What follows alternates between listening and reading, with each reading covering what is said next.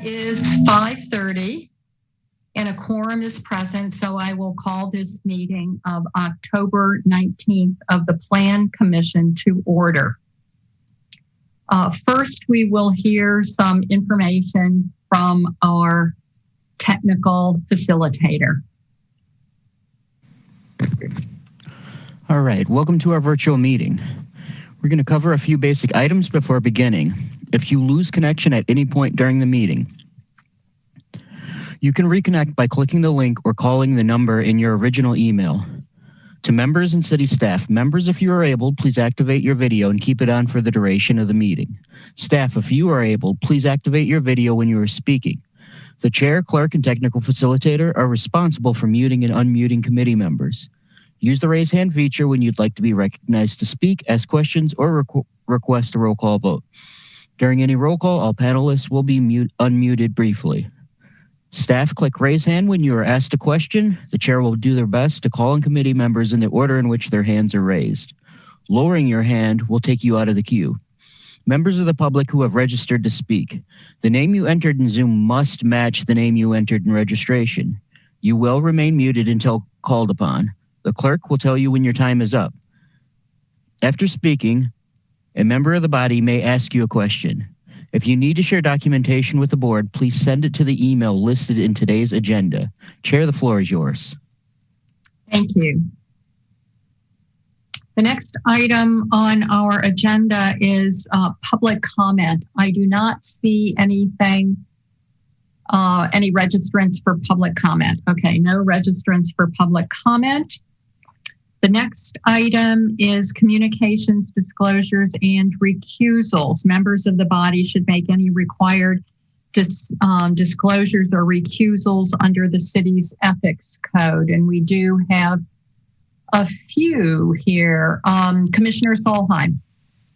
Yes, I have a disclosure on item 11. I used to work for the applicant, but this project started well after I started, so it will not affect my decision. Okay, thank you. And Alder Lemmer. Thank you. I'll be recusing myself from item number 19. The applicant, John Flatt, is my uncle. Okay, thank you. Thank you. Anything else? Okay, moving on. We have the minutes of October 5th. Are there to approve? Are there any additions or corrections to the minutes? Seeing none, could I have a motion to approve? Moved by Commissioner Cantrell. Could I have a second? Seconded by Alder Lemmer. I will assume unanimous consent unless I see a raised hand to object. Seeing no raised hands, the motion passes. Thank you. Our schedule of upcoming meetings, we have a regular meeting on November 9th, November 23rd, and December 14th.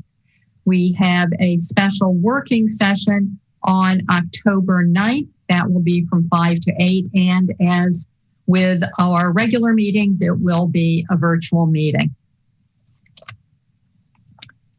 Next on our agenda is routine business.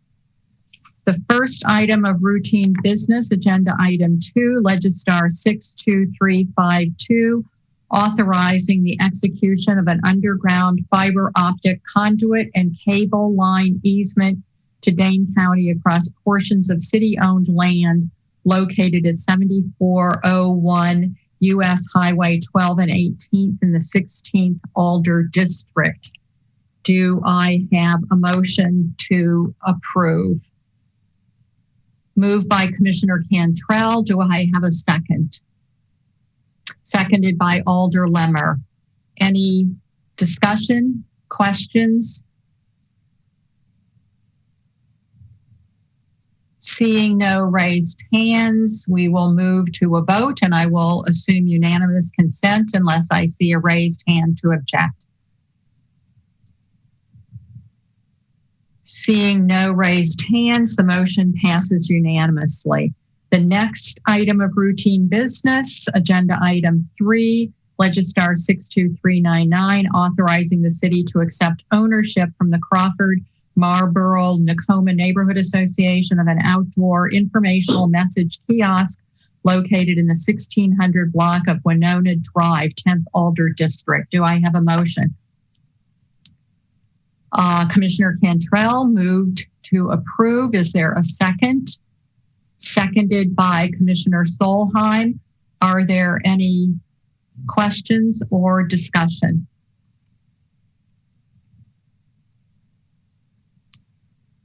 Seeing none, we will come to a vote. I will assume unanimous consent unless I see a raised hand to object. Not seeing any raised hands, the motion passes unanimously. Moving on to agenda item 4, Legistar 62412, determining a public purpose and necessity and adopting a transportation project plat number 5992-11-30-4.04 through 5992-11-30-4.05 University Avenue, Shorewood Boulevard to University Bay Drive for the acquisitions per the plat of land interests required, located in part of the northeast quarter of the northwest quarter and the northwest quarter of the northeast quarter of Section 21 T7N R9E of the City of Madison 5th Alder District. Do I have a motion to approve? Moved by Commissioner Cantrell, seconded by Alder Lemmer. Are there any questions or discussion? Commissioner Sundquist. Yeah, just briefly, I wonder what the acquisitions are for exactly. Wasn't able to tell in Legistar. Ms. Stouter, can you comment, please? Yeah, we have Chris Pedikowski here from City Engineering. So he might be best suited to address that question. Okay, Mr. Pedikowski, please. Thanks. So I'm Chris Pedikowski with City Engineering. The project plat is for adjusting sidewalk grades throughout the project. So we're not actually acquiring any property permanently. It's just a temporary rental of the land to adjust the sidewalk grades and flatten out the driveway slopes. Okay, thanks a lot. Thank you. Any other questions, comments?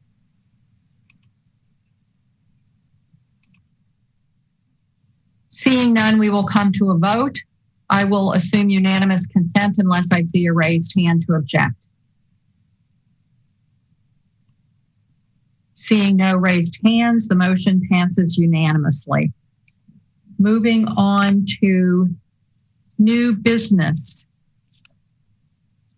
Agenda item 5, 62384, Legistar number authorizing the city to enter into an amendment to the Town of Blooming Grove and City of Madison Cooperative Plan. And we'll act on both 5 and 6 at the same time. Agenda item 6, Legistar 62386, authorizing the city to enter into an intermediate attachment and revenue sharing agreement with the Town of Blooming Grove. And I will ask Ms. Stouter, please, to give us a little bit of information and context about this. Ms. Stouter? Absolutely, thank you. So these two, when taken together, provide an amendment to the 2006 Town of Blooming Grove City of Madison Cooperative Plan, and then also establish a revenue sharing agreement for the next few years. And I'll just explain this briefly. So in our 2006 cooperative plan, the agreement was made that much of the Town of Blooming Grove would be attached to the City of Madison in year 2027. And there was an area in that plan that was carved out as a cooperative planning area. It's the Voigt property, which is just on the northeast corner of Fair Oaks and Milwaukee Street, about a 70-acre site in total.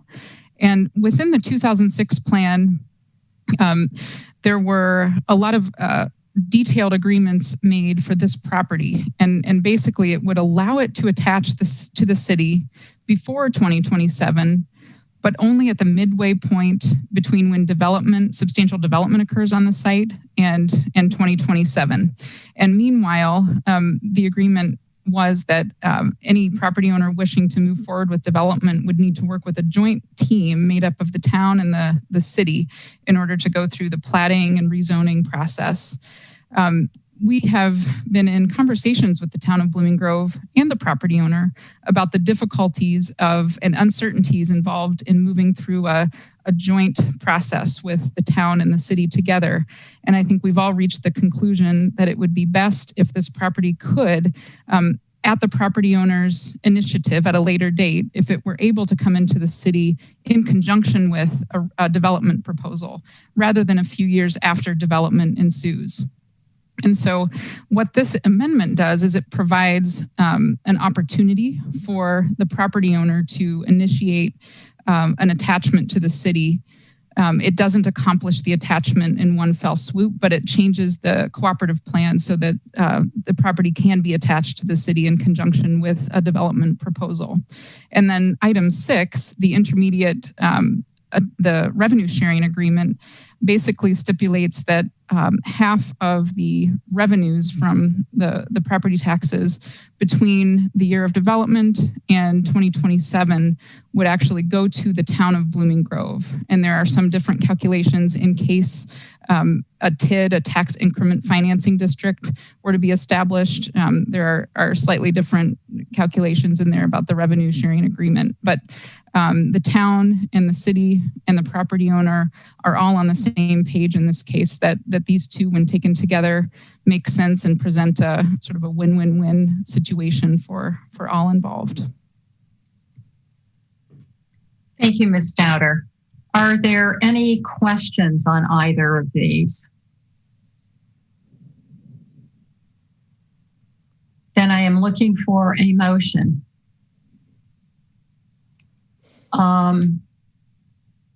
Alder Rummel. Thank you, Chair. I move both number 5 and number 6 as described. Thank you. Seconded by Commissioner Cantrell. Yes, okay. So we have a motion. Any discussion?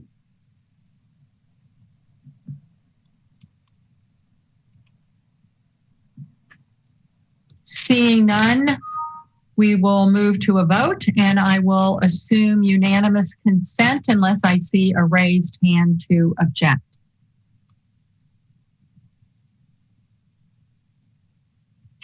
Seeing no raised hands, motion passes unanimously. Next items are public hearing items. It is not yet 5:45, so I will ask Ms. Stouter for the Secretary's report.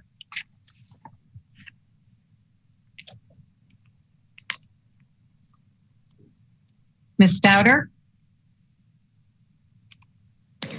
Okay. Sorry. Sorry about that. Okay.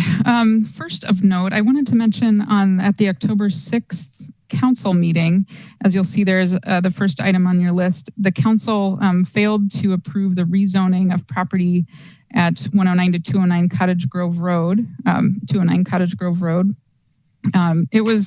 It failed on a motion of 10 to 9 with 10 ayes and 9 noes. And as I understand it, the council will be taking an opportunity to reconsider this item at their meeting tomorrow evening if the move to reconsider does pass. And so as many of you may remember, this item was reconsidered at Plan Commission as well. So this will be its fourth opportunity in front of the commission or council for review.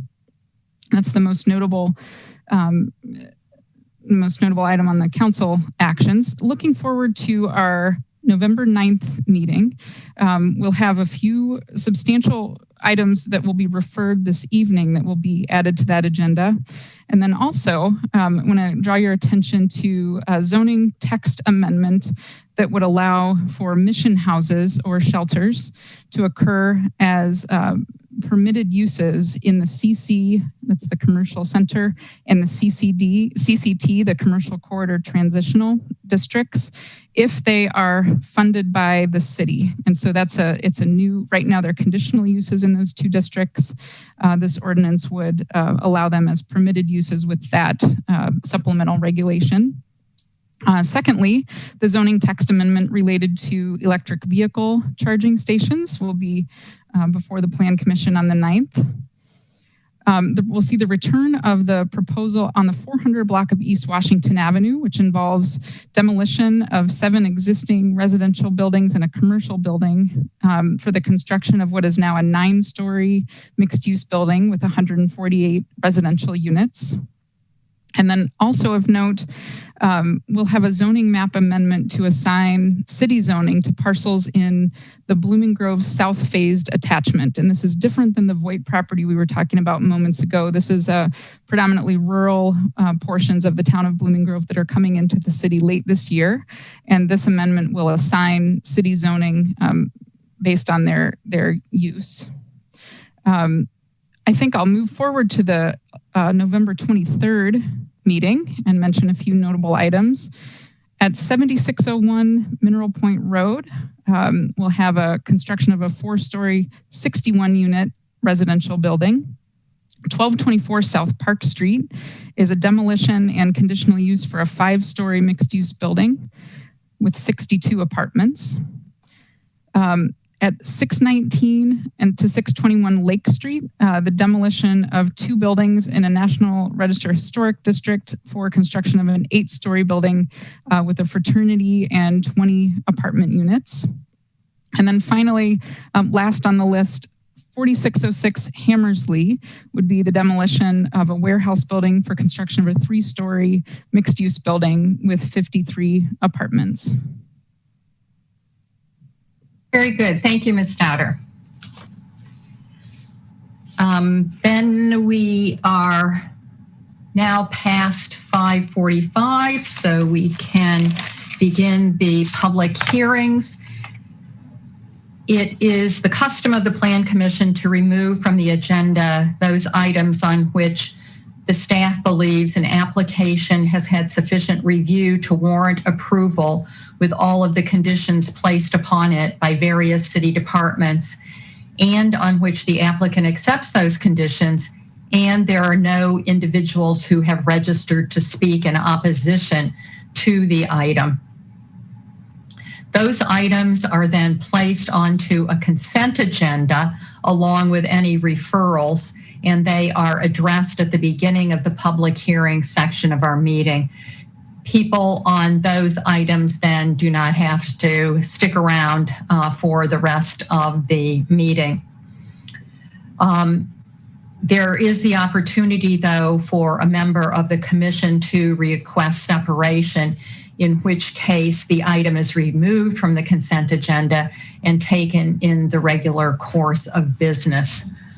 Of the items before us today, the following are proposed for the consent agenda. Items 7, 8, 9, and 10 are referrals, along with 12 and 13 as referrals. Item 15 and 16 are consent. 17 is consent. 20, 21, 22, 23, and 24 are consent. 25 is a referral. 26 was withdrawn by the applicant and should be placed on file without prejudice. Item 27, 28, and 29 are all on consent. Are there any requests by any commissioners to take any of those items off the consent agenda, to separate those items?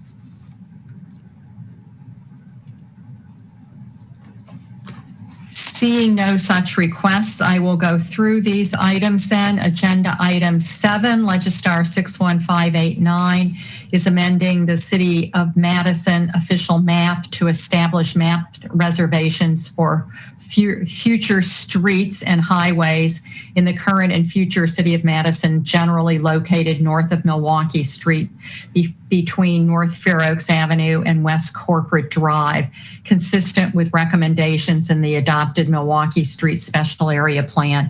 Agenda item 8, also for referral, agenda Legistar 62174, creating section 28.022 through 0046 of the Madison General Ordinances to rezone properties on Milwaukee Street and West Corporate Drive, 15th Alder District, from Conservancy District, from traditional residential consistent district and industrial limited to traditional shopping street, and creating section 28.022 through 00462 to rezone portions of those properties to TRU1 district.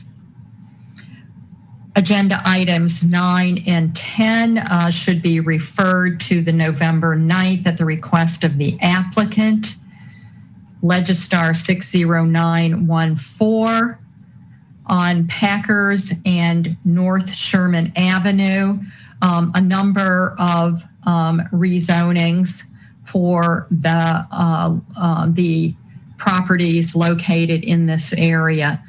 Then Legistar 60683, approving the preliminary plat of the Ramish Farm development on property addressed as 4000 to 4150 Packers Avenue and 4201 North Sherman Avenue, 12th Alder District. Agenda items 12 and 13 are both for referral to the November 9th meeting, pending a recommendation by the Urban Design Commission.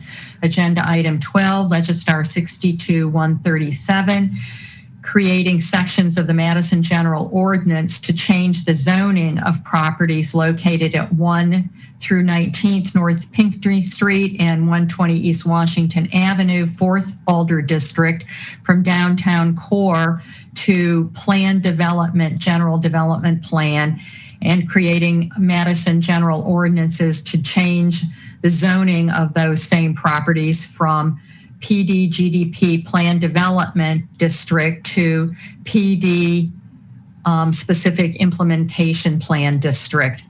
Agenda item 13, Legistar 61820, also located at 1 through 19th North Pinckney Street and 120 East Washington Avenue, 4th Alder District, consideration of a demolition permit to demolish 6 commercial buildings as part of a planned redevelopment in planned development zoning.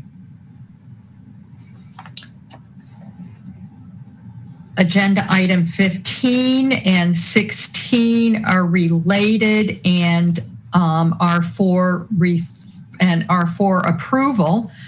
Legistar 62381, amending the East Washington Avenue Capitol Gateway Corridor Plan to revise the land use recommendation for the block bounded by East Washington Avenue, South Brearley, East Main, and South Patterson Streets from employment to employment/residential.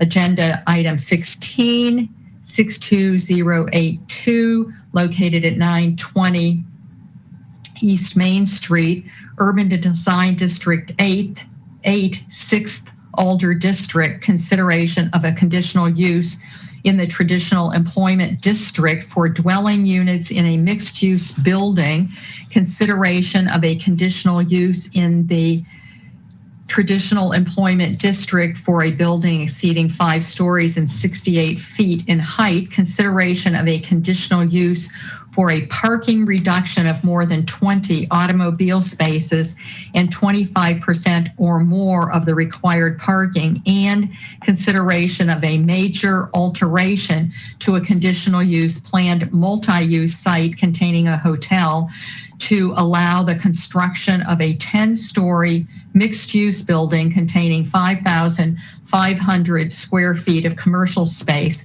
and 75 apartments in a planned multi-use site containing a hotel, 2 approved office buildings, and a shared parking structure.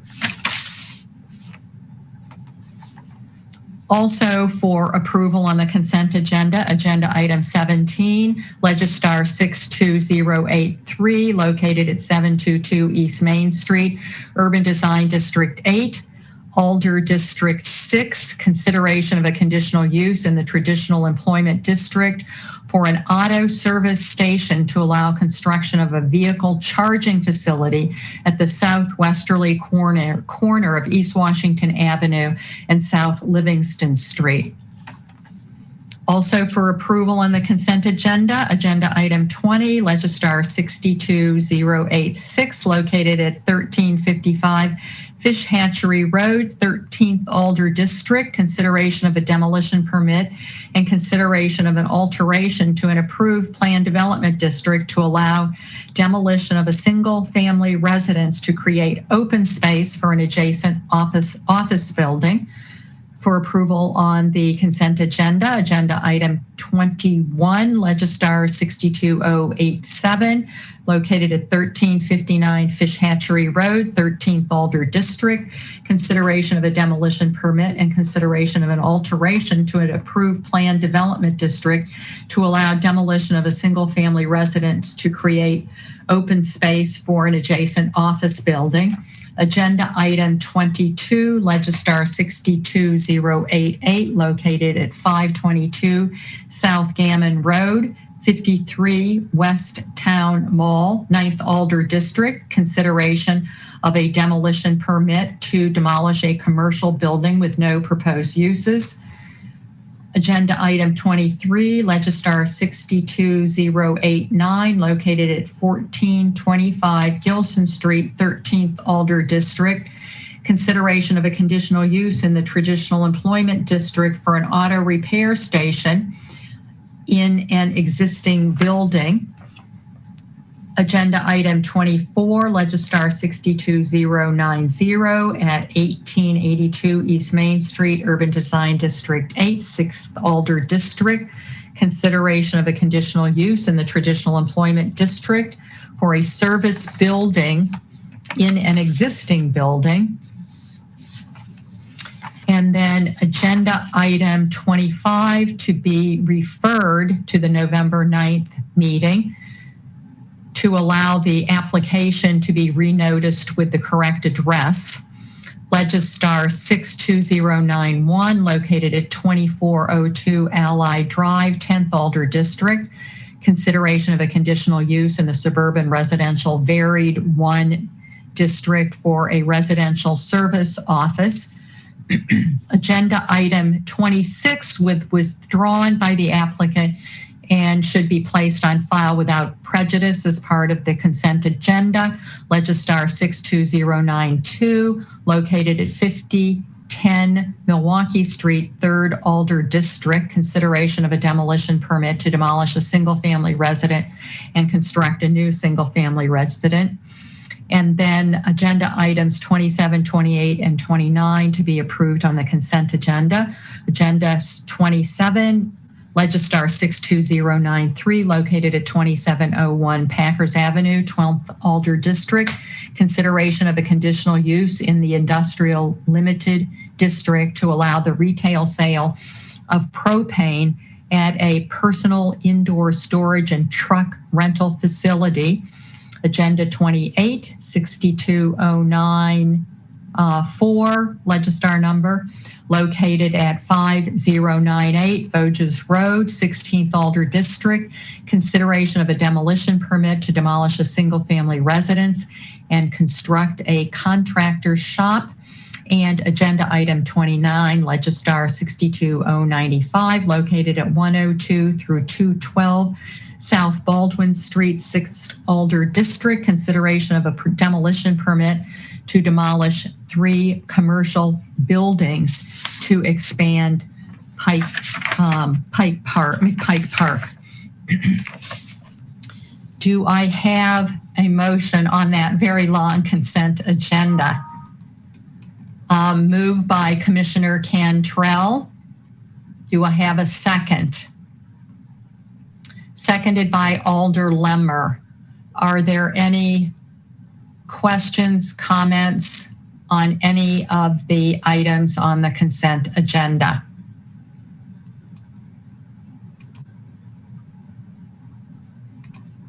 Alder Rummel. Thank you, Madam Chair.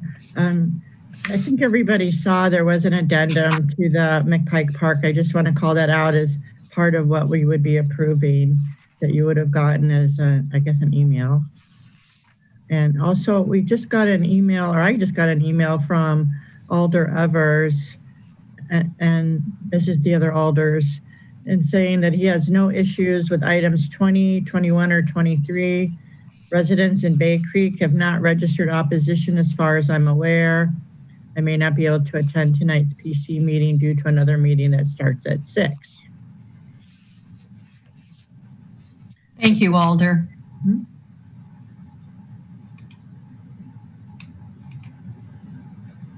Anything else from any of the members?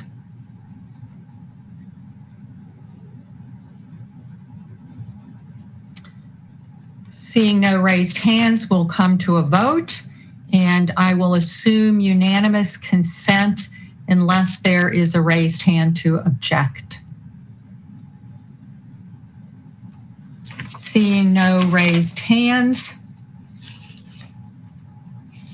we will move on to the next item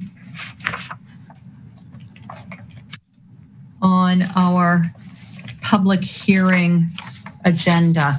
It is agenda item 11, Legistar 62136, creating section 28.022 through 00466 of the Madison General Ordinances to amend a planned development district at properties located at 6145 through 6301 Mineral Point Road, 19th Alder District, amending the general development plan and creating section 28.022 through 00467 to approve a specific implementation plan.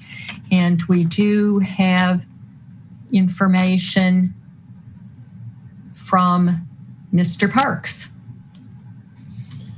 Thank you, Madam Chair, members of the Plan Commission. Item number 11 is a request to amend the general development plan for the Oakwood Village University Woods campus at 6145 through 6301 Mineral Point, and to approve a specific implementation plan to construct a 4-story, 77-unit apartment building in the northeastern corner of the property, adjacent to the Island Drive entrance to the campus. The applicant, which is Gorman and Company, will be seeking affordable housing funds from the City of Madison and low-income housing tax credits from the Wisconsin Housing and Economic Development Authority for the project, which, if awarded, the project would commence construction in December 2021. The property is currently owned by the Oakwood Lutheran Home Association, who owns and operates the rest of the Oakwood Village University Wood campus. The project before you tonight involves the roughly 27.5 acre parcel that Oakwood has operated as a planned development since approximately 1973. They are proposing to sell approximately 1.4 acres of the property to Gorman and Age Better, which is a consortium of Oakwood Village and Attic Angels, which I believe the project team will go into more detail about during the public hearing. The project was reviewed by the Urban Design Commission at their October 7th meeting, and somewhat unprecedentedly, the Urban Design Commission recommended that the planned development not be approved. You have that report in your materials. However, despite that recommendation by the Urban Design Commission, staff has presented a roadmap for the Plan Commission, if you will, for how the amendment to the plan development could be approved. The Urban Design Commission is a recommending body to the Plan Commission, who is, of course, a recommending body to the Common Council, who has to approve the zoning map amendment related to the Plan Development Zoning District. In order to find that the standards are met and recommend approval of the PD alteration, the Plan Commission needs to find that the standards for plan development districts in the zoning code are met, as outlined in the written staff report. Both planning staff and the Urban Design Commission have concerns about the project as proposed and don't believe that the proposed building reflects the coordinated architectural styles and building forms to achieve greater compatibility with surrounding land uses and an environment of sustained aesthetic desirability. However, we feel at the staff level that changes can be made to the project to address the concerns raised by the Urban Design Commission and by staff in the written report. Those include incorporation of more prominent building entrances, including from Mineral Point Road, the addition of balconies to improve the residential feel of the building and provide open space for its future residents, improve the flatness of the building and the ratio of solids to voids to make the building reflect a more residential character compared to the building that is before you tonight. Staff also feels that additional information is needed to address the open space that will be available for the project. The Oakwood Village campus is a rather lushly wooded 27.5 acre parcel. It also has amenities for its residents, and I think the applicant will need to address how the proposed building will relate to the rest of the Oakwood Village campus as it relates to the open space and amenities, so that the Plan Commission can find that standard 2E for plan development zonings are met. However, with those clarifications, planning staff does believe that the Plan Commission may find that the standards for approval are met, and the Plan Commission may be able to recommend approval of the project to the Common Council. And I would be happy to answer any questions after the public hearing. Thank you. Thank you, Mr. Parks. We do have several registrants. The first one is Kevin Yeska, 3131 View Road, Madison, Wisconsin, in support, wishing to speak, representing JSD Professional Services of Verona. Mr. Yeska.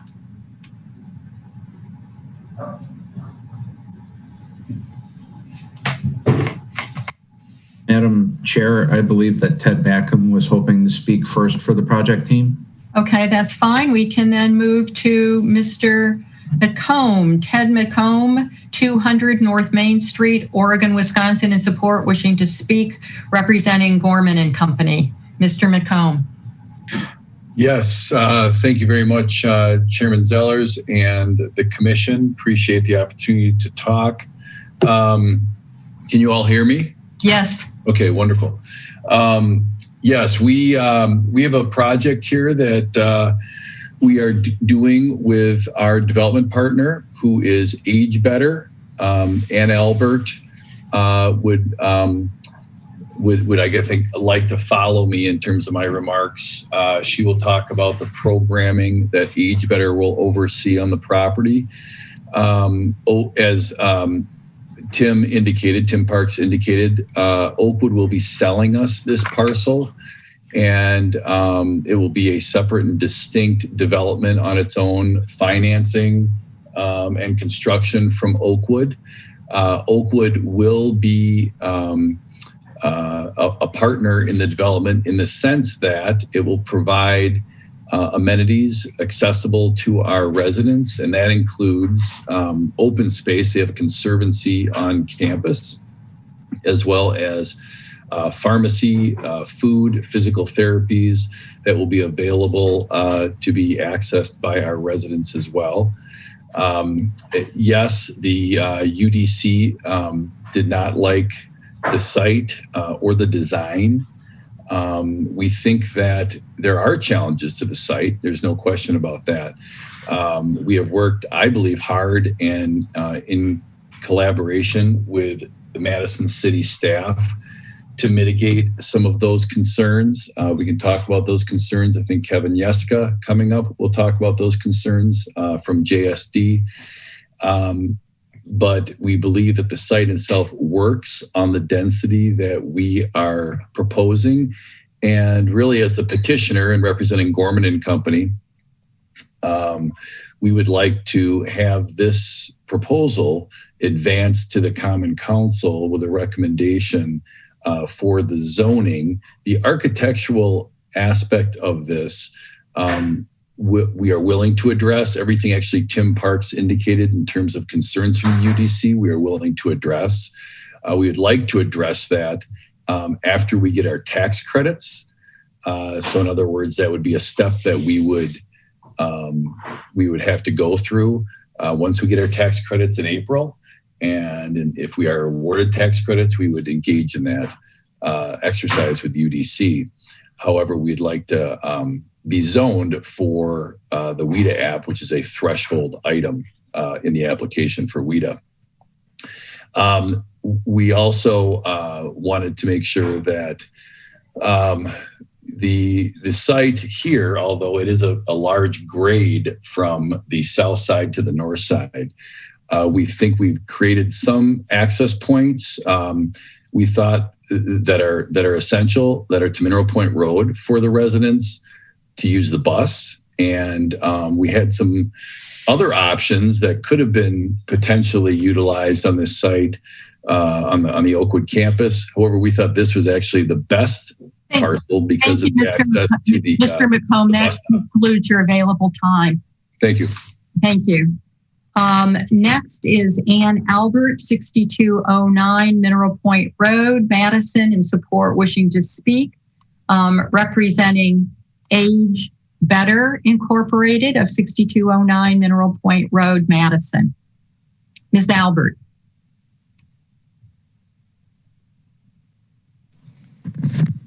And you do have 3 minutes, just a reminder, 3 minutes. And you're unmuted on our end. You may have a prompt to unmute yourself. There you go. Yep. So thank you very much. Age Better is, as mentioned before, a consortium or a nonprofit organization. It's actually founded by Oakwood Village and Attic Angel over 15 years ago. And Age Better Community Living, this project, is envisioned as a very unique model in that our plan is to enhance the basic offerings of our affordable housing community by encouraging our residents there to join SAIL, Sharing Active Independent Lives. SAIL is a membership organization of older adults, and it was founded 15 years ago. And what that offers and will offer residents of this living community is a membership and access to a number of services and programs and social connections that help them stay safe and comfortable while they age. The other unique aspect is the volunteerism, where members are encouraged to help one another, whether it be rides or helping with day-to-day, maybe some small chores, things like that. And then also helping with having programs and events within the facility or the building. The neat part is that we have an abundant amount of gathering space that we have to offer. We will have a fitness area. We'll have lots of very wonderful programs and services, similar and also in addition to what we offer through the SAIL program now.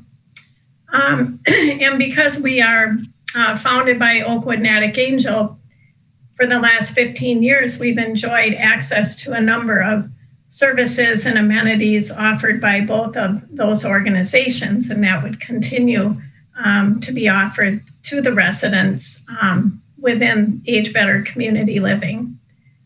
We definitely, Ted mentioned the rehab services, pharmacy, cafes, dining, exercise classes, things like that. Outdoors, we will encourage definitely the use of the nature preserve.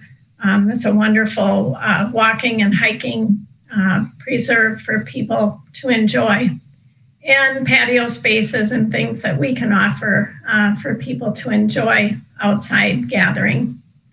All in all, we're just really excited about the opportunity to have this blend and this integration of what has been a successful and wonderful way for older adults to form and enjoy community together, expanding and enhancing that with Oakwood, Attic Angel, and other wonderful community resources that we have.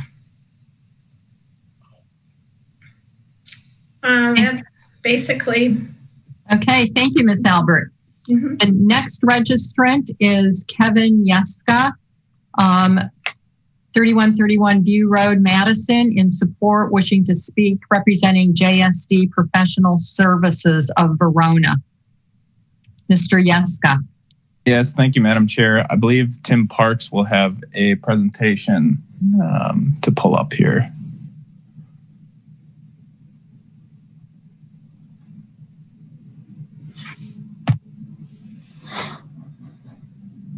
Okay, there you are. Perfect. So before you on the screen, you'll see a Oakwood Village Campus Master Plan with our 77-unit affordable senior housing project in the northeast corner. That is that 1.4 acre site Tim was mentioning. So yes, to construct this building, we will be removing a number of existing trees as well as an existing rec building. But we as a team believe that, as well as city staff from the report, believe that this proposal closely follows the high residential recommendations adopted in the 2018 comprehensive plan, with its proximity to major streets, future mixed use areas, commercial employment areas, as well as walkable transit opportunities. So on this slide here is the proposed GDP master plan for Oakwood. Again, we believe this building's close proximity, situated adjacent to Mineral Point Road, as well as Heritage Oaks, places it nicely within the master plan, and then also offers and affords that bus shelter opportunity or bus transit opportunity just to the north on Mineral Point. Next slide, please.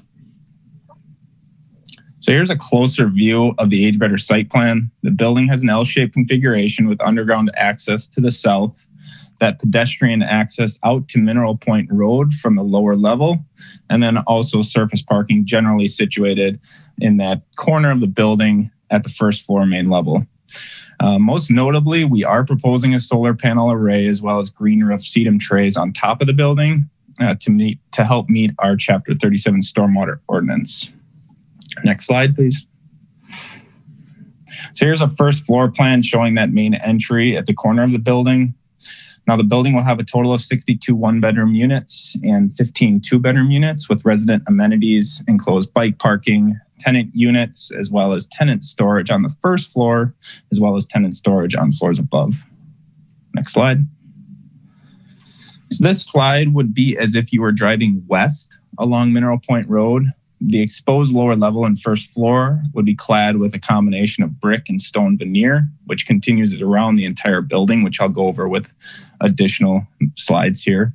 The architect, Corbin Associates, has proposed a lighter brick veneer on the upper three floors, accented with cement board siding at the window inserts. The lower level tenant access I had mentioned is shown there along Mineral Point Road on the left side of the screen, and we purposely downplayed that so it's not meant to look like a main entry to the building for guests. Again, that main entry would be on the other side of the building. Next slide. Really quickly, again, this would be another view as you enter into the Oakwood campus or heading east onto Mineral Point Road, matching those similar materials as you wrap around the west face of the building. Next slide. And in conclusion, this would be the south face of the building, showing that stone and brick veneer again, but then using vertical articulations to break up the massing and then also accent that enlarged entrance canopy at the entrance. Thank you. That concludes your available time. Thank you. Thank you. Our next registrant is Mark Larson, in support and wishing to speak, representing Gorman and Company of Oregon, Wisconsin. Mr. Larson. Hi, This is Mark Larson with Corbin Associates, working with Gorman and Company. I'll be just very brief because I'll just be complimenting what the rest of the team had said. But our team and working with staff, I think that we can work to accommodate all of the recommendations that they had in the report in regard to the architecture as we move forward. So I'm happy to help answer any additional questions in regard to the building itself and the program as we move forward. But that's about it. Thank you. Okay, thank you very much. The other registrants do not wish to speak and do not indicate that they're available to answer questions. So do any of the commissioners have questions of any of the registrants? Alder Rummel. Thank you, Madam Chair. I have a question for Ted Matcom. Hey, Ted. I was struck by your comment that you would like to address the architectural challenges after the rezoning and after if you are awarded tax credits. So what if at that point the location is turned down by the reviewing bodies? Then what happens? But I mean, that would be, in my mind, Marcia, that would be indicated that if we couldn't pass UDC, we wouldn't build the project. That would almost be a condition to like an SIP, like a building permit. So it's almost like part of the zoning, but in the WIDA threshold universe, you need permissive, quote unquote, zoning to even, as a threshold item, to even apply. So what that means to me is your ordinance says you can build 77 units on this site. And then, in order to get a building permit, I gotta show everybody that I'm going to build what everybody is okay with me building. That would be the differentiation. Okay. Does that make sense? Yeah, thank you. Thanks. Mm-hmm. My question. Thanks. Thank you, Alder. Are there any other questions of any of the applicants?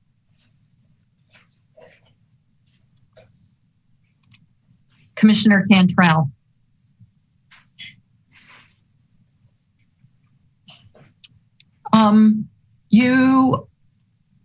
We cannot hear you. Still can't.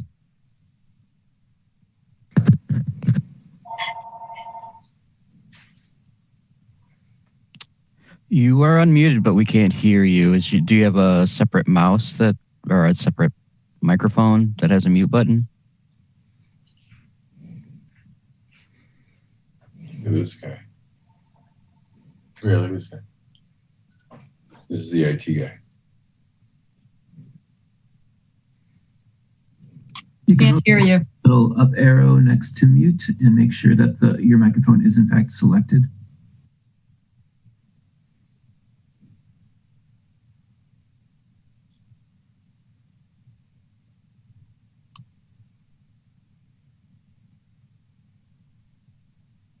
Still can't hear you.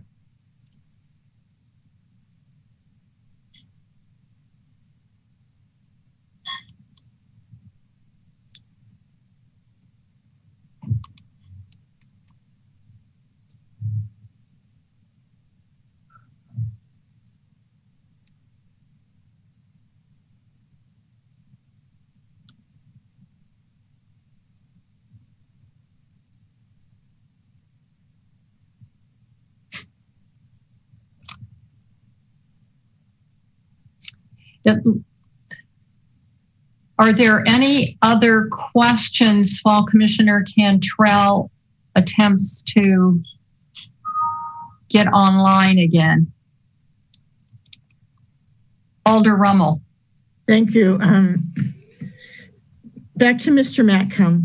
So if this were to move forward with a recommendation that you cannot tear down the 14 mature trees, is there a project that you could build? No, it'd be dead. Okay, thank you. Yep. Thank you, Alder.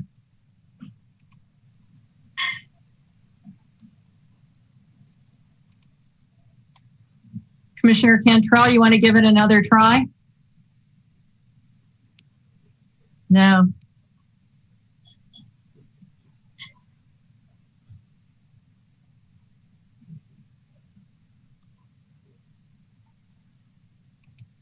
Okay, the Alder for the district would like to say something, so we'll hear from Alder Furman while Commissioner Cantrell continues to work on his technical problems. Thank you, Chair. I actually will reserve my comments for a little bit, but did want to ask a question of Ted. I don't know if it was in the material, and so I apologize if it was, but I didn't see it presented. If Ted could give us the breakdown of the affordability of the units in this building. Mr. McComb? Yes. So what we primarily would do is 15% of the units. I apologize for, I have percentages, not numbers. 15% of the units would be market rate.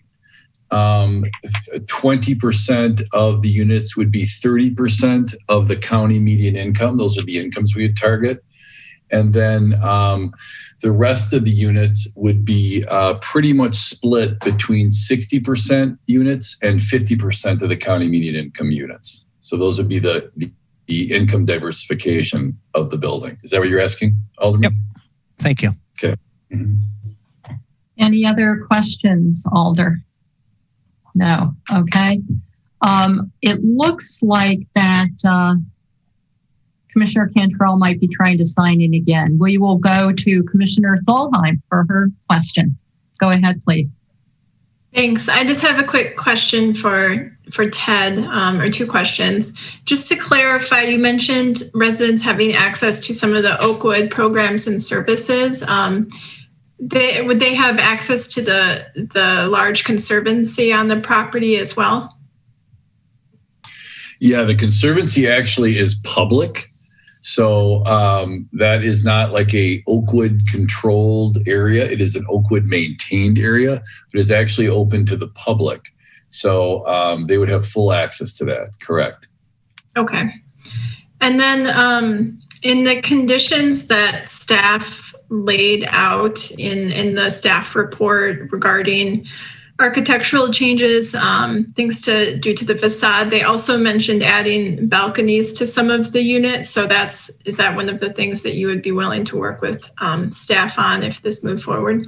Yeah, we were open to that concept. The one thing that gave us pause in terms of changing our design from UDC to tonight is that UDC failed to give us any specific recommendations on the design because of they did not recommend the site or something like that.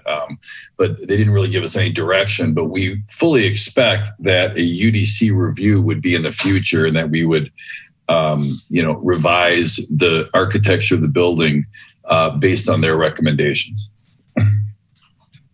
Okay, thank you. That's all I have. Okay. Thank you, Commissioner Solheim. Let's try with Commissioner Cantrell again.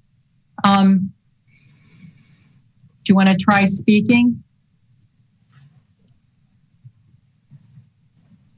We are not hearing you. I wonder, Commissioner Cantrell, if you sign out and try coming back in, that might work. Yeah, if you're using the client, I would suggest just exiting completely out of Zoom and then signing back in. Otherwise, the option of calling in, and then I can just unmute you if you want to try that option. Okay, so try zooming back in, please. Okay, are there any other questions for any of the registrants? Seeing none, I am not going to close the public hearing pending the possibility of Commissioner Cantrell being able to fix his technical difficulties, but we will move on to questions of staff until we see him come back in. Are there questions of staff?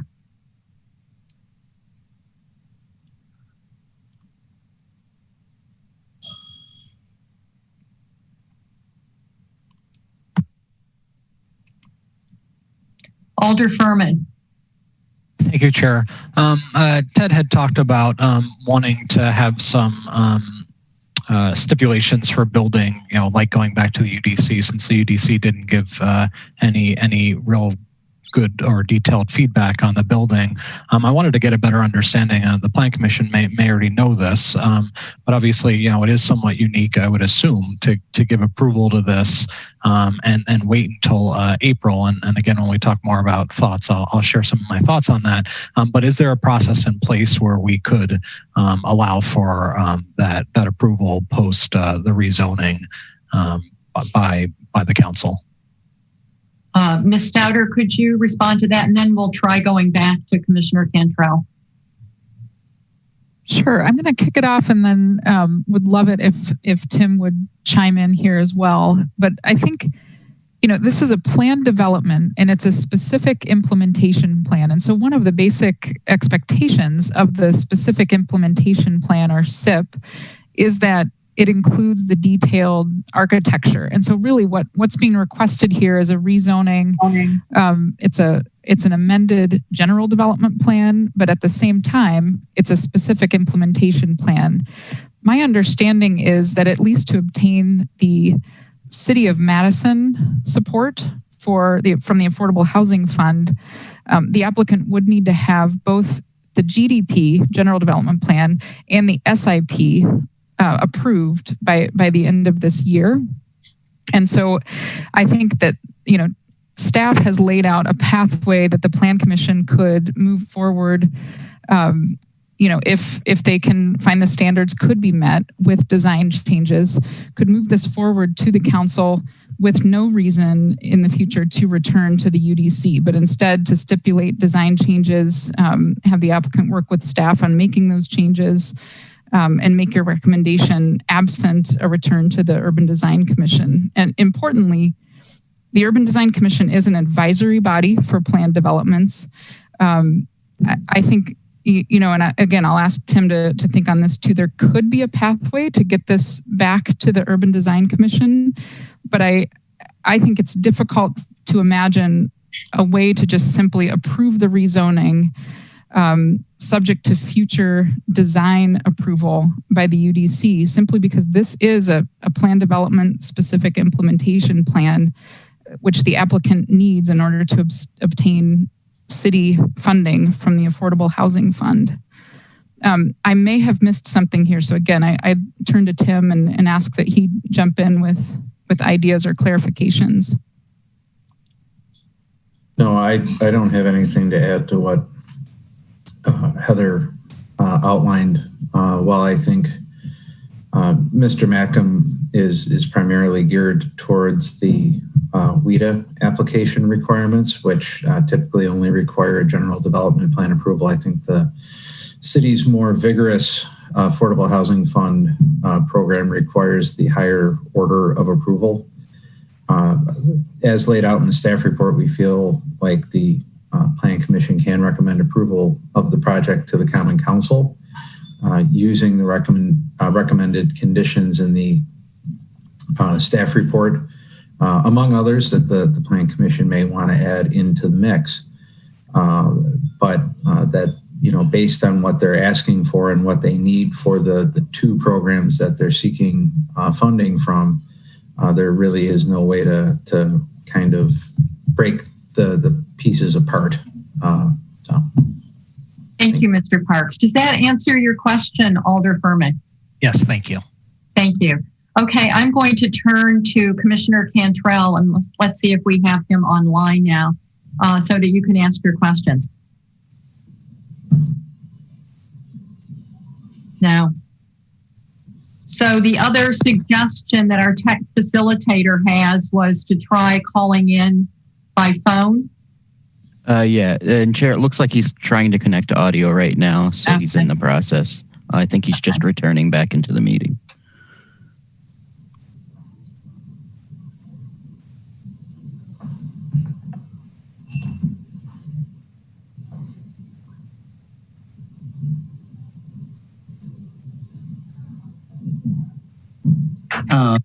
Can you hear me? Yes.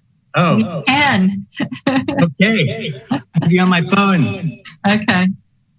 And I'm hearing feedback.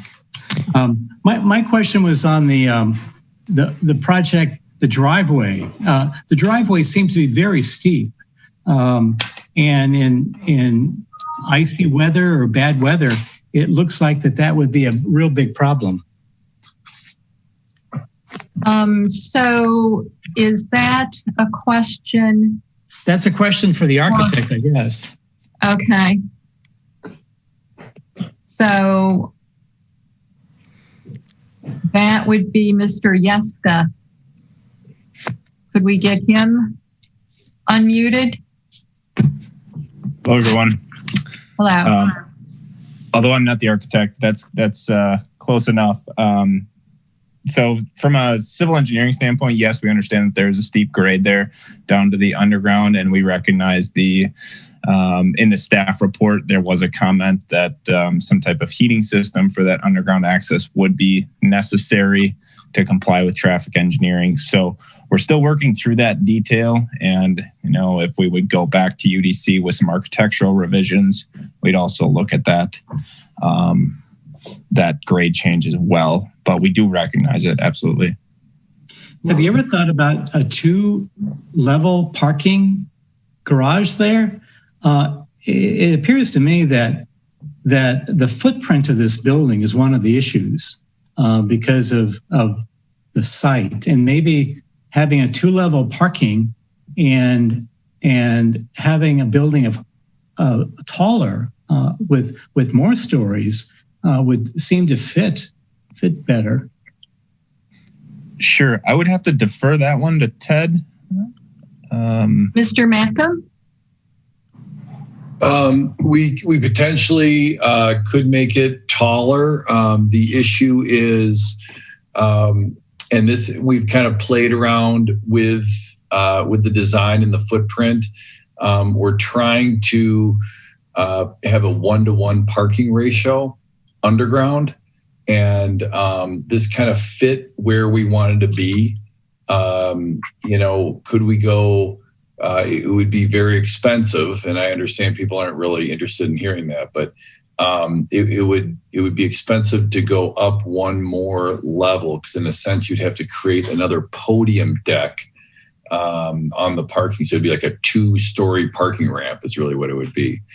And that has some, that does have some challenges of its own. But we did look at this, but we thought that the way that we presented it, we pretty much got to a 1-to-1 parking ratio, and that was our goal. The grade in terms of the driveway going into that does need to be worked out, and we feel like we have some options on there that we can make that a lesser grade, but it would require some retaining walls in the back to bring that entrance into the parking garage at a lower level. Thank you. Do you have any other questions, Commissioner Cantrell? Not right now. Thank you. Okay, I'm going to ask then, do any commissioners have any questions of registrants before I close the public hearing? I'm going to assume that Commissioner or Alder Lemmer. Thank you. I was just wondering if you could further clarify why updated designs can't be provided until you're able to receive the tax credits. Yeah, good question. Well, that's usually again, an expensive process to go through that without even knowing if we have scored enough to get the tax credits. So the tax credits is a very competitive process. And I'll give you an example. Last year, we put this project in at a different site, which was Elderberry Place, and we didn't get the tax credits. And we spent some money trying to design that before we did an application. We didn't get the tax credits. So this time what we were thinking is if we could get the tax credits, it would be on us. It would be on our onus to satisfy, UDC or the conditions of the Plan Commission, however Tim Parks indicated, prior to get the building permit. So, we are very willing, before we build anything, to go through a process of design in a very public fashion with the commission. But we'd like to save that effort and that expense until we get the tax credits. It just seems like it's a lot of effort and expense if we do not get the tax credits. And that's what our hope was. Thank you, Mr. Mitcomb. Does that answer your question? It does. Can I ask a follow-up question though? Yes, absolutely. Can you remind me what the WIDA application deadline is? And then if you fail to get the tax credits, it's an entire year until you can apply again, correct? Correct. Yeah, December 10th is the deadline. And it's usually every December is when you apply. It's one date in the year. Okay, thank you. Thank you. Alder Rummel, did you have any questions of the registrants? Yes, okay. Thank you. Mr. Cantrell made me go look at the drawings again. And, one of the issues is the Mineral Point Road facade. And I realized probably what I'm seeing is an at-grade or just below grade parking structure. Is that why there's basically just a wall facing the street? Like if you looked at page 22 of our packet, that's what I'm seeing is like, Yes, you're correct, Marcia. There's a wall because of the grade goes from south to north down the hill. So we're starting way up high, and that podium is actually a concrete wall that I think we could do a treatment that would be cool on the street, but it would be right on the sidewalk to Mineral Point Road. You're correct. If you went 2 stories, like a 2-story parking garage, then either you'd have to go down farther or you'd have to go up farther. So if you didn't want the wall to be more sheer, like you're suggesting, which is where I think you're going with that, you'd have to go down farther. If you didn't care about that, then you would go up, but it would be a real monolithic type of concrete wall for a 2-story parking structure. Well, I was just trying to identify the issue with the design, and I realized it was parking. That's good. Thank you. Yep. Thank you, Alder. Are there any other questions of any of the registrants? Seeing no raised hands, I will close the public hearing and we will go back to questions of staff. Commissioner Solheim. I just wanted to follow Alder Furman's question about this process. And I had emailed Heather and Tim about this earlier and just wanted to confirm. So WIDA in the past and currently still just requires a GDP approval for their zoning threshold. And my understanding is that has been the case in the past, that the city has allowed that. I mean, I've participated in projects that were submitted with the GDP, and then an SIP was submitted once the tax credits were received. And I was hoping that maybe community development staff would be on here, but I know they have other meetings going on. But I was just curious, so if the city is now requiring for the affordable housing funds an SIP before submitting to WIDA, did community development staff or Kevin kind of give a reason for that change? I mean, we've had conversations, even recently about things we can do to support the approval process for affordable housing projects. So I'm sure there was a reason that they made this change in the RFP this year. I'm curious if they brought that up. So Mr. Parks or Ms. Stouter, who wants to take that? I'm afraid I don't know the answer to that. I don't know the rationale. My only thought is that since the PD SIP is zoning, that they equated it to having the correct zoning to allow for the project to move forward. But I don't know anything more about the rationale for why that would have changed. Mr. Carter, do you have anything to add? My experience the last couple of years with the city program is that the city has a more rigorous approval standard than WIDA, that the projects need to be cooked fully before the city funding will be released, which is more rigorous than what WIDA requires, which is more of a general development plan level. Mm-hmm. Okay, that's all I have right now. Thank you. Thank you, Commissioner. Any other questions of staff?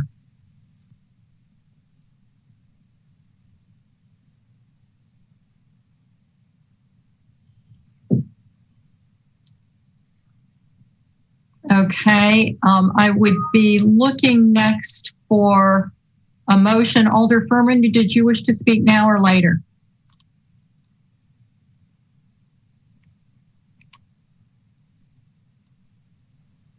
Thank you, Chair. So I wanted to make it clear, I do support this project and I support the location. I think, I understand staff's concerns and understood UDC's concerns about some of the design elements. And if this project is approved, would very much like to see, the applicant work with staff to fix those issues before building. I think the question for me for the Plan Commission is whether or not they're okay with this location. I think this is a great location for this type of building. I think we desperately need more affordable housing in the city of Madison, especially senior affordable housing, and this is a great opportunity to get that. I am certainly troubled by what I know comments the Plan Commission has gotten, I have gotten, and UDC had, and Alder Rummel mentioned today, which is the loss of trees, and I think that's really unfortunate. If you look at the Oakwood campus, though, this is a very, very, very, very small percentage of what's there. I think this is, as I said, a good location. I think the other thing I just wanted to address is I think how difficult we make it. I know Plan Commission talked about this recently for affordable housing in the city of Madison. This applicant has spent a considerable amount of money designing this project. They've made it clear this evening that they understand that there needs to be changes to their design. They seem committed to making those changes, but understandably so are reluctant to spend a lot of money on making those changes, not knowing if they're going to get the appropriate funding for this project.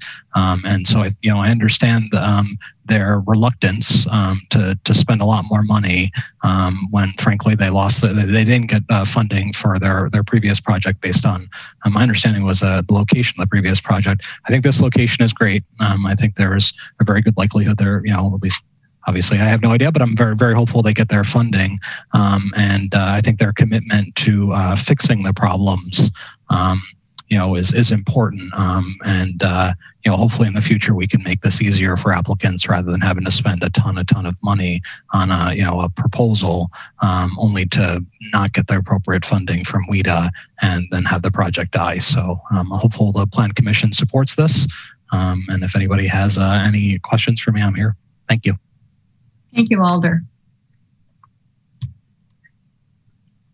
Okay, I am looking for a motion.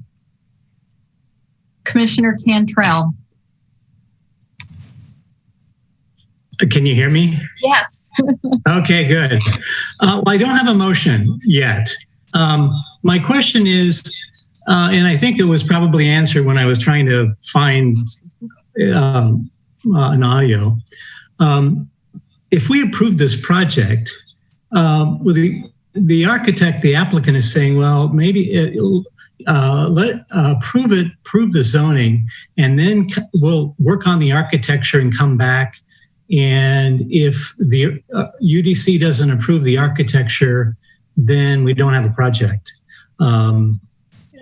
If we do get the funding, so I guess.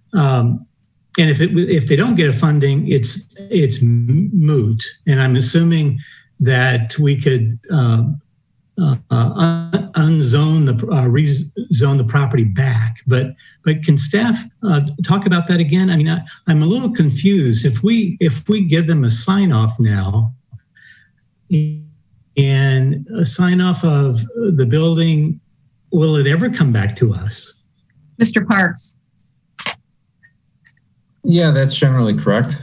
The way the staff recommendation to the Plan Commission is written, the Plan Commission would not necessarily see the project again. We really don't have a mechanism for an approved plan development zoning GDP SIP to be approved and then not approved unless there are some sort of modifications proposed that would require the Plan Commission to see it again. So basically the staff report lays out the conditions we feel could allow the Plan Commission to recommend approval of the project. You would basically be saying that the location of the building, the general bulk and mass of the building, and the floor plans that you see are what would be approved, what could be built.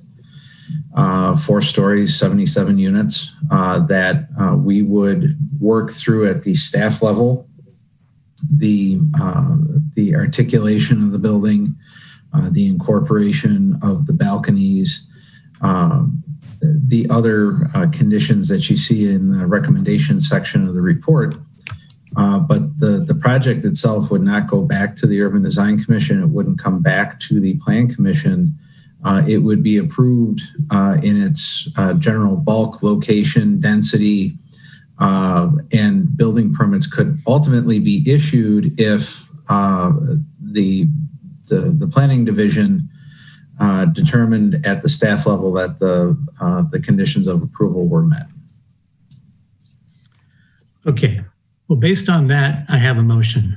Can I add one additional comment as staff to Mr. Parks' comments? I think that another option before the Plan Commission is also to refer to yourselves with some clear indication of what the design updates, what they should focus on in order to bring it back to the Plan Commission. I think staff would generally, since the UDC has provided their guidance on this plan development, we would advise against referring back to the UDC, but we do think that you really have 2 other options. One could be to refer back to yourselves with some guidance on what you'd like to see. And the other could be, as Tim laid out, to recommend to the council approval based on a host of conditions that we as staff would work with the applicant on. And so I did just want to mention that other possibility as well. Thank you. Thank you, Ms. Stouter. Commissioner Cantrell. Okay. Well, based on at least the discussion I heard, I'm going to recommend that the Plan Commission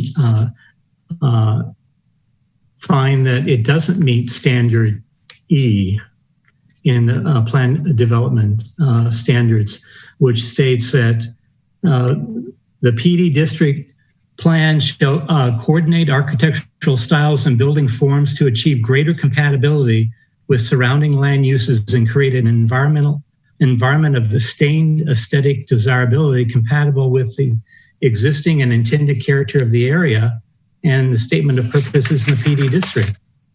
I just think that this building form is, which eats up that entire site, is not appropriate for this location, and I feel very uncomfortable about just approving it and letting planning staff, even though I think that they would do a decent job. But I think the building form itself, it's too large for this site, and it eats up a really beautiful site and really impacts the entrance into this area. And I think a building could be built here, but this building is not appropriate. And I would like to get a second. And okay, sorry. Second, Alder Rummel, you want a second? I will second. Okay. Commissioner Cantrell, go ahead and speak to your motion. I guess it's very clear that we need affordable senior housing. We certainly need that. And these two groups are great. Attic Angels and Oakwood, they're great organizations. And I'm saddened to make this motion that would potentially kill this project. But this site is not appropriate for this building in the form it is in. It could be, but this one doesn't make it, in my opinion. So I guess I'd like to hear the other commission members, weigh in on this. But I think that I can't find that standard can be met.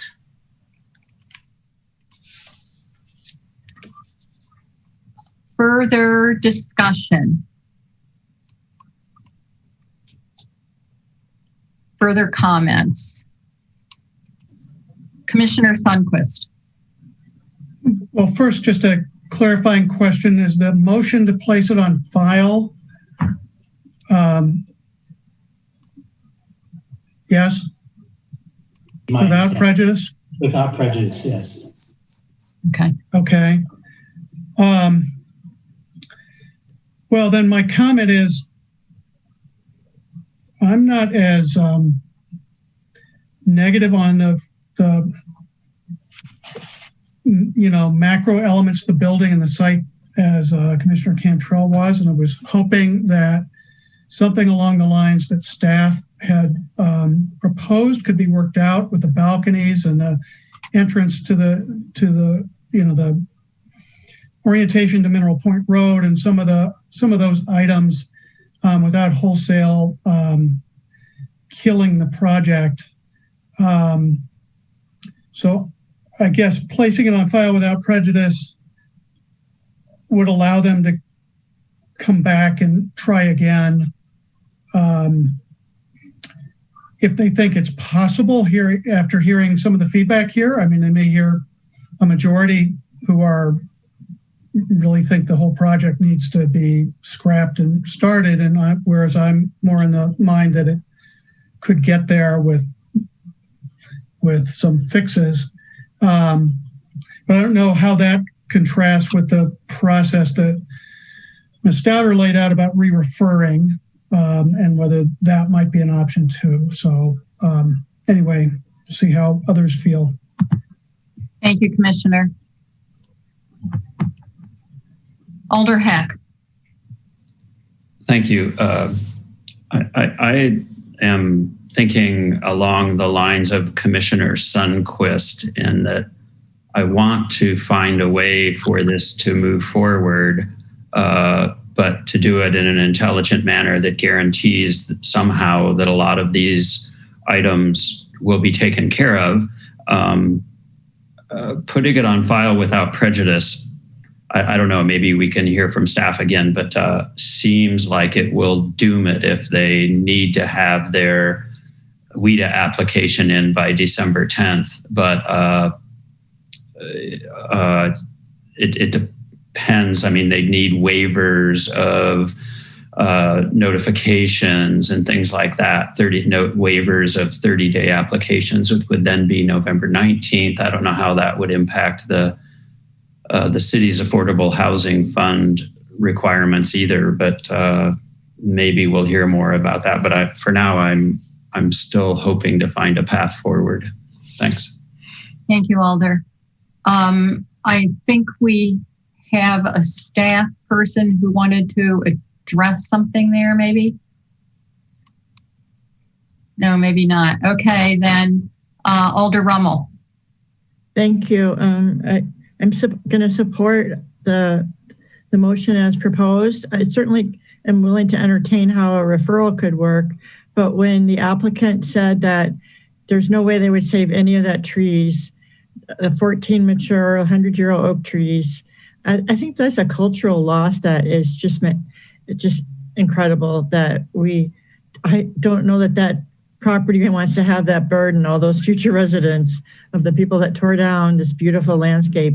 And if you look at Mineral Point as a aesthetic place, this would totally disrupt that. the design of the building is a wall on the street based on how you fit in parking. Even on the inside of the building, there's just a wall. It's not a friendly building. It's just sort of like plopped in there in the wrong site. You know, the campus could maybe have other places. Of course, I don't know enough to say if that's a possibility, but I do agree with this being too much building for the site, and I don't think it meets standard 2E and possibly 2F as well. Thank you. Thank you, Alder. Commissioner Spencer. Okay, hopefully you can hear me this time. Thank you. I wanted to say too, I do want to support this project. I think it's very important to have affordable housing. And in general, I think that in this area and Mineral Point in general, I think it's a good location. But to get rid of those trees, I agree, it would be very dramatic. Just to that area specifically, it's kind of a gateway to that development back there. And so thinking about referring it, you know, if the building would have to be changed in such a way to even, you know, save more of the trees, not cut all of them down, how much would that change, you know, the general application if they had to go, you know, up a story, narrow? Is that something that would even work? I'm just thinking about it, but in general, I do want to support the building, but I agree that I don't think it meets the standards right now. Thank you. Thank you, Ms. Spencer.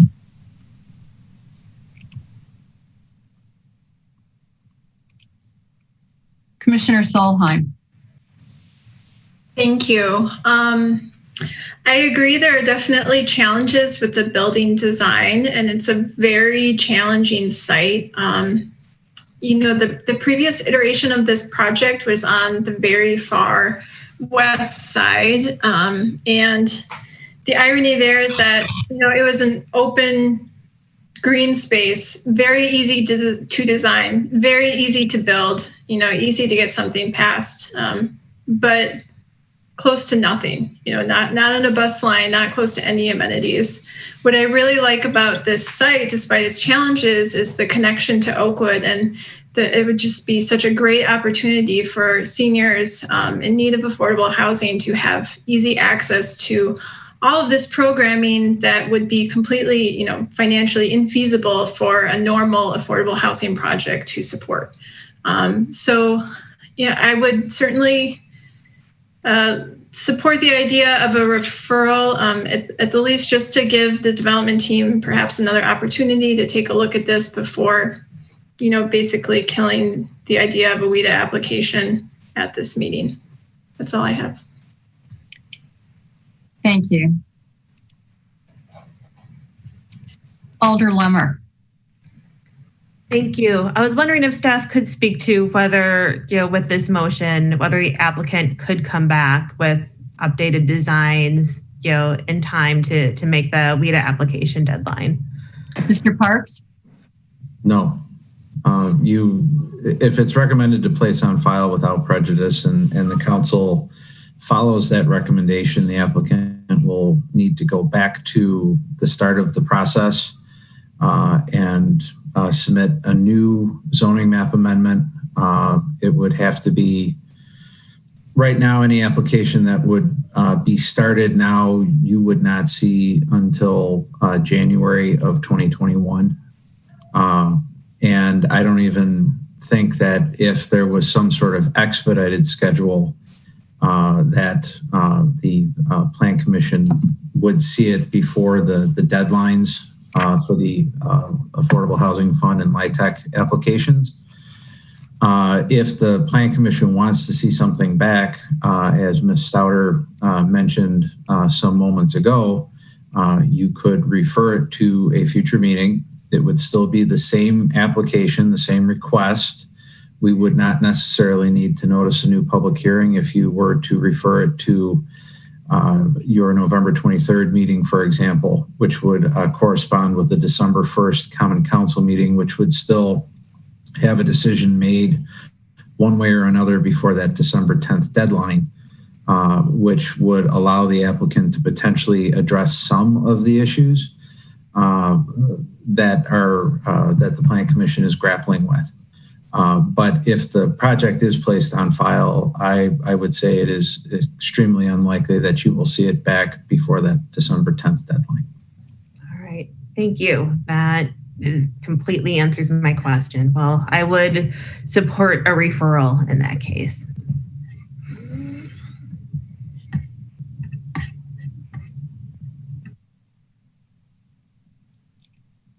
Alder Furman. Thank you, Chair. I would be hopeful that the Plan Commission would support a referral. I think the message that was sent to this applicant by UDC strongly was that the UDC thought this site was inappropriate and wasn't open for any other discussion. And in my discussions with the applicant, that made it incredibly complicated for them to decide whether or not they should be revising the proposal, obviously fairly quickly, to come to Plan Commission. The feedback I'm hearing from Plan Commission this evening, and at least my impression, is that there are changes that could possibly be made to this proposal. There are obviously some Commission members that don't believe any changes can be made and that this is an inappropriate location. But if this body does believe that there are changes that are possible to this building to make it appropriate for this site, my hope and recommendation would be that this board give as much direction as possible. And I'm fairly positive that the applicant would be willing to submit new plans with that update.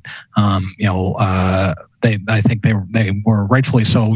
They're reluctant to spend a ton more money before they go in front of WIDA. But if they have a better understanding from this Plan Commission that the site is okay with changes, they would change the plan. That was my impression. And I think obviously if Plan Commission makes a bunch of recommendations in the referral that they just feel like is impossible. So for example, if they do the math and decide adding another story just doesn't work to fix some of the issues that were discussed, they could elect not to have a new proposal for the next meeting and have it placed on file and have this proposal obviously essentially killed. But at least it would give them an opportunity to really think about those questions and obviously do the work to update the project based on feedback. But it's a waste of their time if this board ultimately believes that this site is just unworkable regardless, because of obviously the trees and some of the other issues that were discussed. So that's just something I want everybody to keep in mind when you're thinking how to vote this evening. Thank you. Thank you, Alder.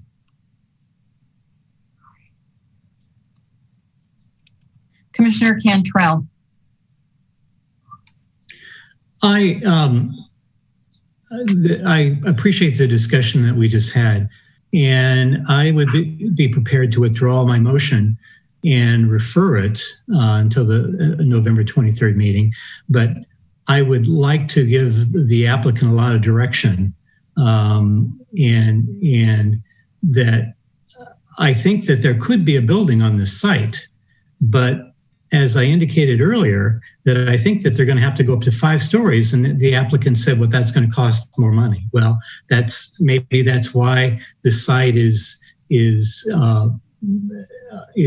small, and but I would be prepared to say, okay, 2 levels of parking, potentially if you need the 1-to-1 parking space per unit, potentially 5 stories, to at least preserve some of the corner as the entryway into the site. So some of those trees can be preserved, and maybe providing a little bit larger front setback that I think is required for this site. Balconies, as indicated by staff, and addressing the plain surfaces, the walls, the facades along the sides of the building, I think. But I think those would be the things that I would be looking at. So I guess, so that's, I would be prepared to withdraw my motion and have a referral. The motion belongs to the body, not to you at this point. Okay, sure. So I would ask if the body, if there's any objection to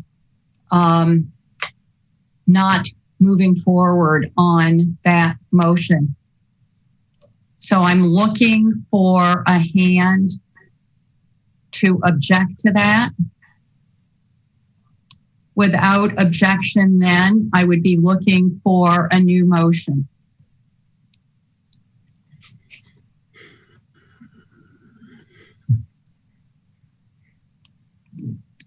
Commissioner Sundquist. So I move to re-refer to our next meeting. And I can speak a little bit more to it if there's a second. Is there a second to Commissioner, seconded by Commissioner Cantrell? Yeah. So obviously it is in everybody's best interest to be clear on kind of where things stand so they can decide whether it's worth their time. I'll just, after having heard others' comments, what I said before, I still kind of believe that the building was pretty good as it was, and that a lot of the objections that staff had already highlighted in the staff report were ones that I shared. To me, the trees are not the main thing.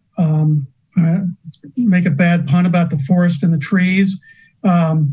It is regrettable to lose trees anytime, but we all live on places where there were forests once. And and if you ever go out to a highway project and see a road widening or a new highway going in, it's not 14 trees, it's 1,400 trees or 14,000 trees. So I think what we're really trying to do is build sensibly where people can have the lowest kind of travel footprint and environmental footprint and cost footprint from their own standpoint. And this is as Commissioner Solheim mentioned, this is a good place for that. We're going to have BRT coming in right there. Hopefully, fingers crossed. I was just on TPPB and we're still plugging away at that. So this is a great location from that perspective. The architecture wasn't that off-putting to me. I tend to rely on UDC for those sorts of judgments because I don't feel like I'm an architectural expert, but I feel that out of place to me on Middle Point Road, a place I go up and down all the time. There are things that we have passed that I could think of that I object to more along Mineral Point Road than this ever would be, even if it were built just exactly the way it is. So I'm pretty, to me, you could get there and you could get there probably relatively easily, but I may not be representative of the whole body. So I just thought I would, so the applicant could hear that and staff can hear that as that's going forward. Thank you, Commissioner.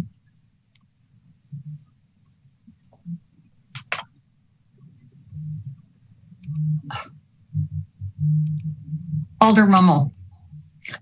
Thank you. Apologies for continuing to talk on this, but I do feel the need to stick up for the trees. Yeah, okay, a lot of trees get killed. We build roads, but we're not building a road here. We're adding to a mixed-use development that's named Oakwood Village that has this beautiful, it's just this beautiful setting. Yes, I get that there were more there. I understand all that, but I'm not dealing with the past. I'm only dealing with the future. And going forward, trees are important to our environmental health and our emotional health. And I think everything the developer can do to save, I would say save all the trees. And if you can't, here's what saving most of the trees looks like. I would just want them to start there. Do they push the building back? Is it smaller and taller? I don't know. How do you deal with that grade change so that there is some street presence that's just not a wall? In other neighborhoods, we talk about having interaction with the street. This one sort of has an entryway, but everything else is just a wall. So something about the grade and the building needs to be rethought. And I don't have an answer because I get that there's a grade change there.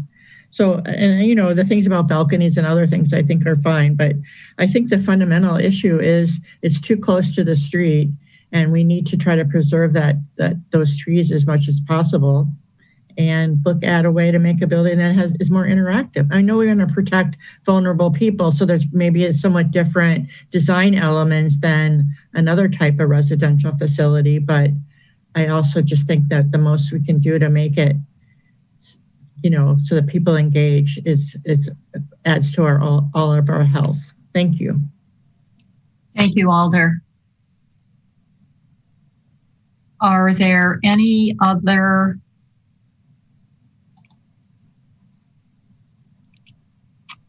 Commissioner Spencer?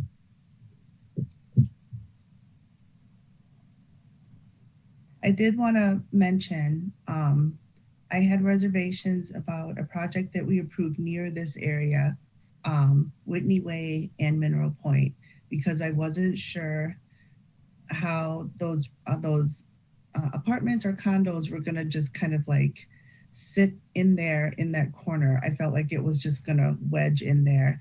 And that's I live near that area. That's a part of town I pass all the time now. And seeing it, like the brown colors that they use in the balconies, right up to the woods and such, does make a difference. I think they did a really great job with the project. And so I just want to mention that was a project that I couldn't envision. We passed it. I was fine with it.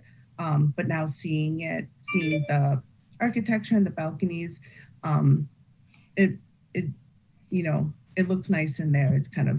It is nestled in there, but I just wanted to make that comment that the little things like the balconies do make a difference to me. Thank you, Commissioner. Any other comments, questions?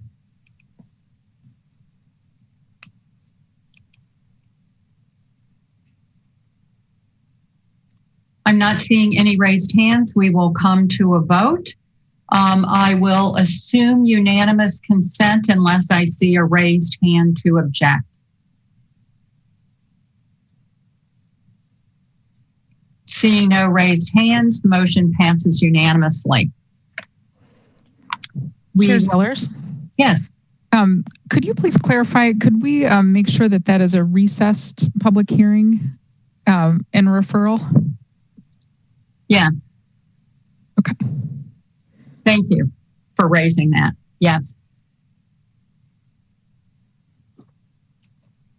Agenda item 14, Legistar 61672, located at 429 North Patterson Street, 2nd Alder District, consideration of a conditional use in the traditional residential consistent 4 district for an accessory building exceeding 576 square feet and 10% of lot area, and consideration of a conditional use in the TRC4 district for an accessory dwelling unit to allow construction of a 700 square foot accessory dwelling unit with an accessory dwelling unit. And we do have a staff presentation. Mr. Punt. Sorry, it's very dark here. All right.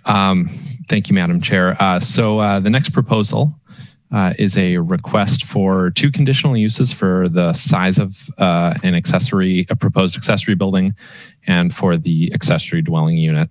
The applicants are proposing an accessory building of approximately 700 square feet at the ground floor with a garage on the first floor and an ADU on the second floor.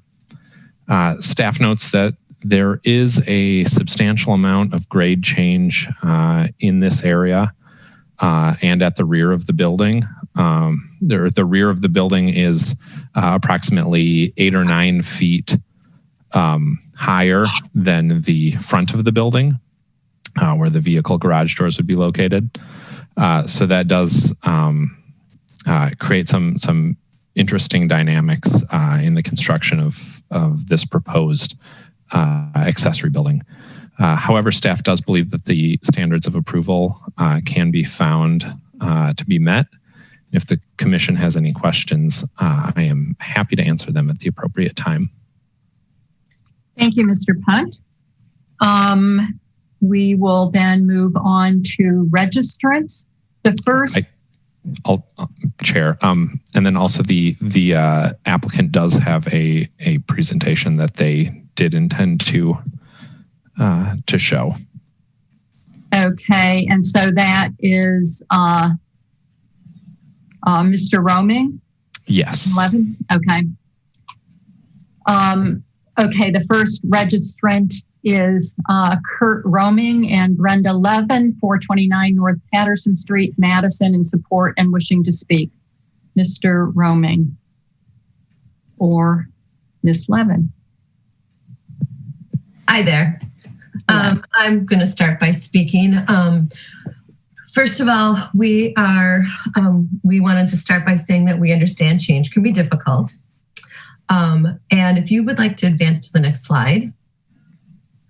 So 3 years ago, we purchased this house, and it had been sorely neglected for about 20 years. The backyard has a substantial amount of erosion.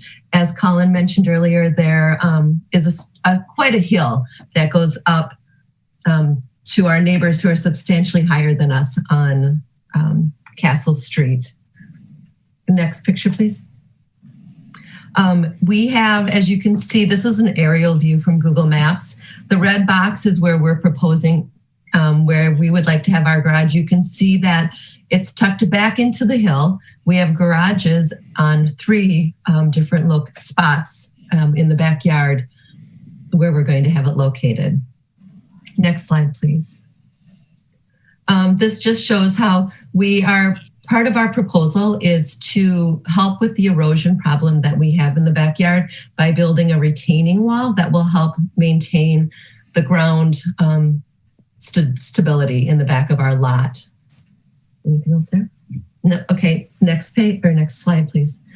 This shows what it will look like from the front, what we've done to make it look similar to the front of our house as required. You can tell by the top green line is the same height as the level of the backyard behind us.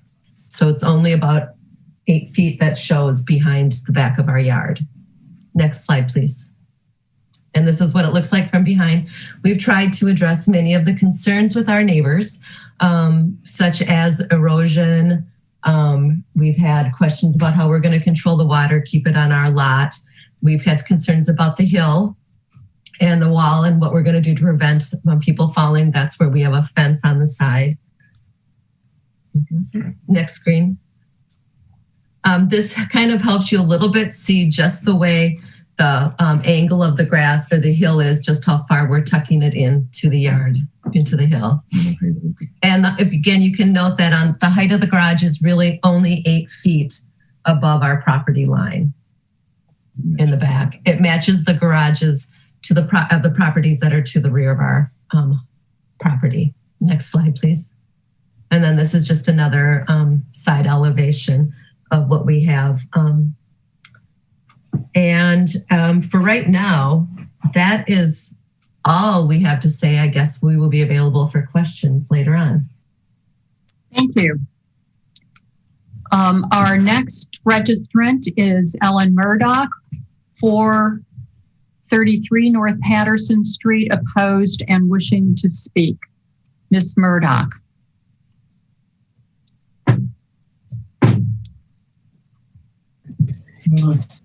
This is Ellen Murdoch. I currently live in a small house next door, just to the north of Kurt and Brenda. I believe the proposed building is simply too large for the available land. The lot is only 43 feet wide and the building is 28 feet wide. The plan appears not to meet the criteria in staff report items 3 and 4 regarding open space and 65% lot coverage. The proposed structure is way out of scale with other backyard structures in the neighborhood. On adjacent lots, backyard buildings are all single story, ranging from 75 square feet to my 500 square foot garage, which serves 2 houses. Others on the block have built modest garages on flat land or minimally into the hill that spans our backyards. This plan envisions a large 2-story structure all the way to the back of the hill with a 10 by 28 foot cement back wall. This is a very drastic excavation that demolishes 2/3 of the hill. To meet staff report item 3, the requirement for usable land, the owners have circulated a new plan, which you see on the screen. Rather than scaling back the project, the updated plan demolishes the remaining 1/3 of the hill. It extends a 10-foot high cement wall beyond the structure to within 2 feet, 3 inches of my lot line. The wall then turns and runs an additional 9 feet downhill, with drain tiles planned for the 2-foot strip between the edge of the wall and my lot line. Either way, this project will damage my use and enjoyment of my property. I will lose what little privacy I now have. The house at 429 has windows and a balcony that look directly down on half of my backyard. The windows from the proposed second floor unit look directly down on the other half. When I am in my yard, I will see nothing to my right but looming walls and roof, cement foundations, and driveways. I have already spent money for tree removal to accommodate what I thought would be a modest garage at 429. If this plan goes forward, I will be faced with costs for regrading my lot, replacing trees, and adding more trees and shrubs in an attempt to create a visual barrier. The extended retaining wall is a nightmare scenario for me. With a 10-foot drop, the new wall is very dangerous, especially to the 5 young children who play in these yards. The only adequate remedy will be to fence off all access to the retaining wall, not just the top edge. That would mean a 90-foot fence on my property line. Regarding staff report item 13, I foresee considerable disturbance to my property during construction with the revised plan, and I am not disposed to grant any easements. I ask that you reject the conditional use requests. Thank you. Thank you, Ms. Murdoch. The next registrant is Nancy Rose Marshall, 425 North Patterson Street. Madison opposed, wishing to speak. 3 minutes. Ms. Marshall. Yes, thank you. And I believe there should be some visuals as well. Great. Okay, thanks. Thanks, Madam Chair and members of the Planning Commission, and good evening. I'm Nancy Rose Marshall, as you just heard, the neighbor directly to the south of 429 North Patterson at 425. A Victorian home in which, as a Victorian historian, I consider myself extremely lucky to be able to live, and which I strongly feel I hold in trust for the future generations of Madisonians. I would therefore like to speak against this proposal with regard to 3 issues, namely the way it will interfere with the use and enjoyment of neighboring homes, its effect on my own historic property, and lastly, the financial burden incurred. First, the absence of green space will detract from the quality of life of nearby residents, as well as from a healthy urban habitat in general. The scale and height of the proposed ADU will also directly affect my enjoyment of my yard. Because of the density of our neighborhood, we lack privacy side to side, so our backyards are all the more precious for the relative sense of seclusion and expansiveness they provide. As my lot is only 33 feet wide, I will have no room whatsoever to distance myself from the windows of this proposed apartment. Number 2, the tight spaces in question raise grave concerns about the impact of increased vehicular and pedestrian traffic on my home and my quality of life. Our houses are so close together that the minimum 8-foot driveway width can only be realized by demolishing part of the entry stoop at 429. For the first time, vehicles will now be going back and forth a mere 16 inches from my 127-year-old house, listed as a contributing structure in the Fourth Lake Ridge National Historic District. And I will become the only house on the block tightly bounded by driveways on both sides. The impact of the resulting vibrations on my sandstone foundation is compounded by questions concerning the potential damage related to construction vehicles and future resident vehicles potentially striking the house itself on their way to and from the planned garage apartment structure. In addition, if the ADU is approved, the driveway will also be the pedestrian sidewalk for its tenants, visitors, and deliveries, all also 16 inches from my windows, which brings us back to the issues of privacy and enjoyment. Finally, number 3, my own expenses related to their project have already proven and will continue to prove costly, as I have been forced to hire surveyors and consultants and will need to build a retaining wall to reduce erosion from my property. For all of the above reasons, with regard to staff report item number 13, I am not willing to grant an easement for the excavation for this project. Thanks again so very much for your time. Thank you, Ms. Marshall. The next registrant is Dennis Martin, 428 Castle Place, Madison, opposed and wishing to speak. Mr. Martin, 3 minutes.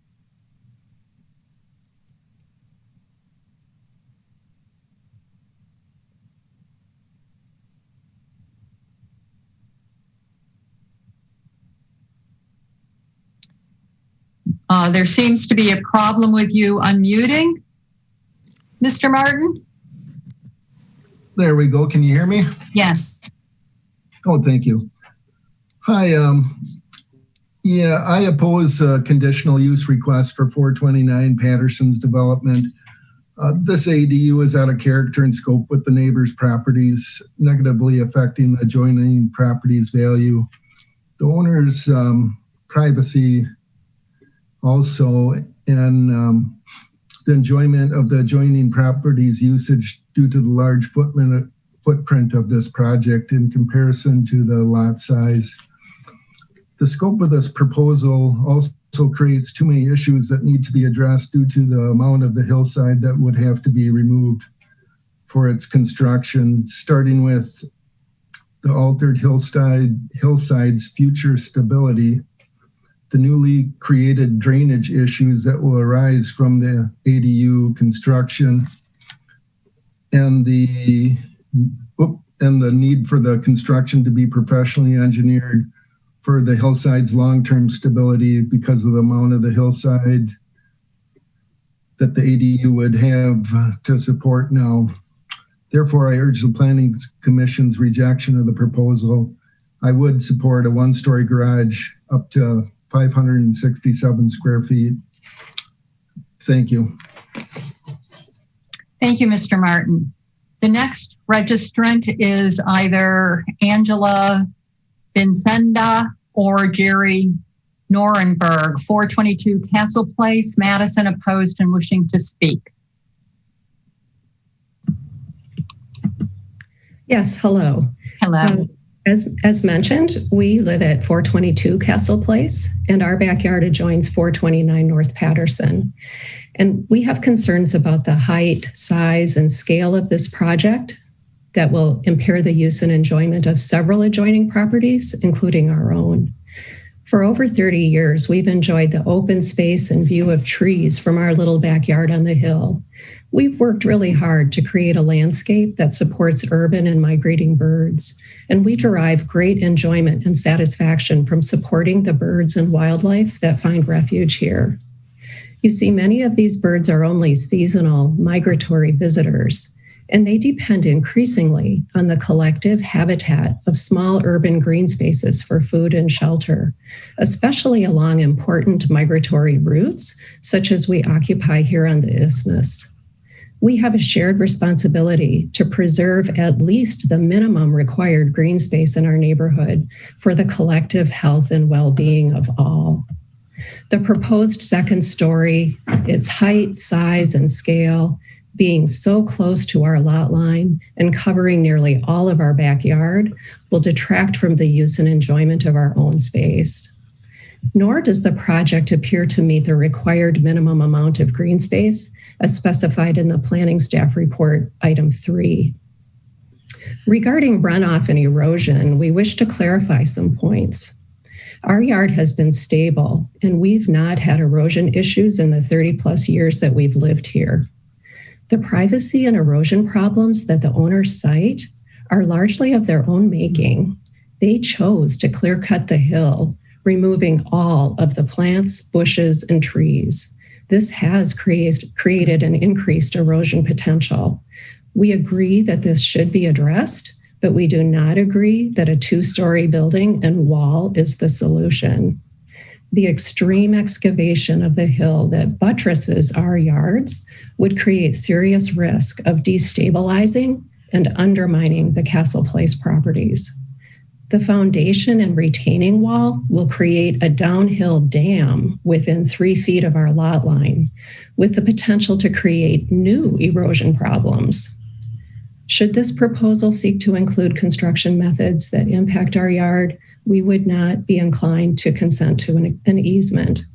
And for these reasons, we respectfully ask you to deny the conditional uses and appreciate your time and consideration. Thank you very much. Thank you, Ms. Vincenda. The next registrant is Patrick McDonald, 441 North Patterson Street, Madison, opposed and wishing to speak. 3 minutes, Mr. McDonald.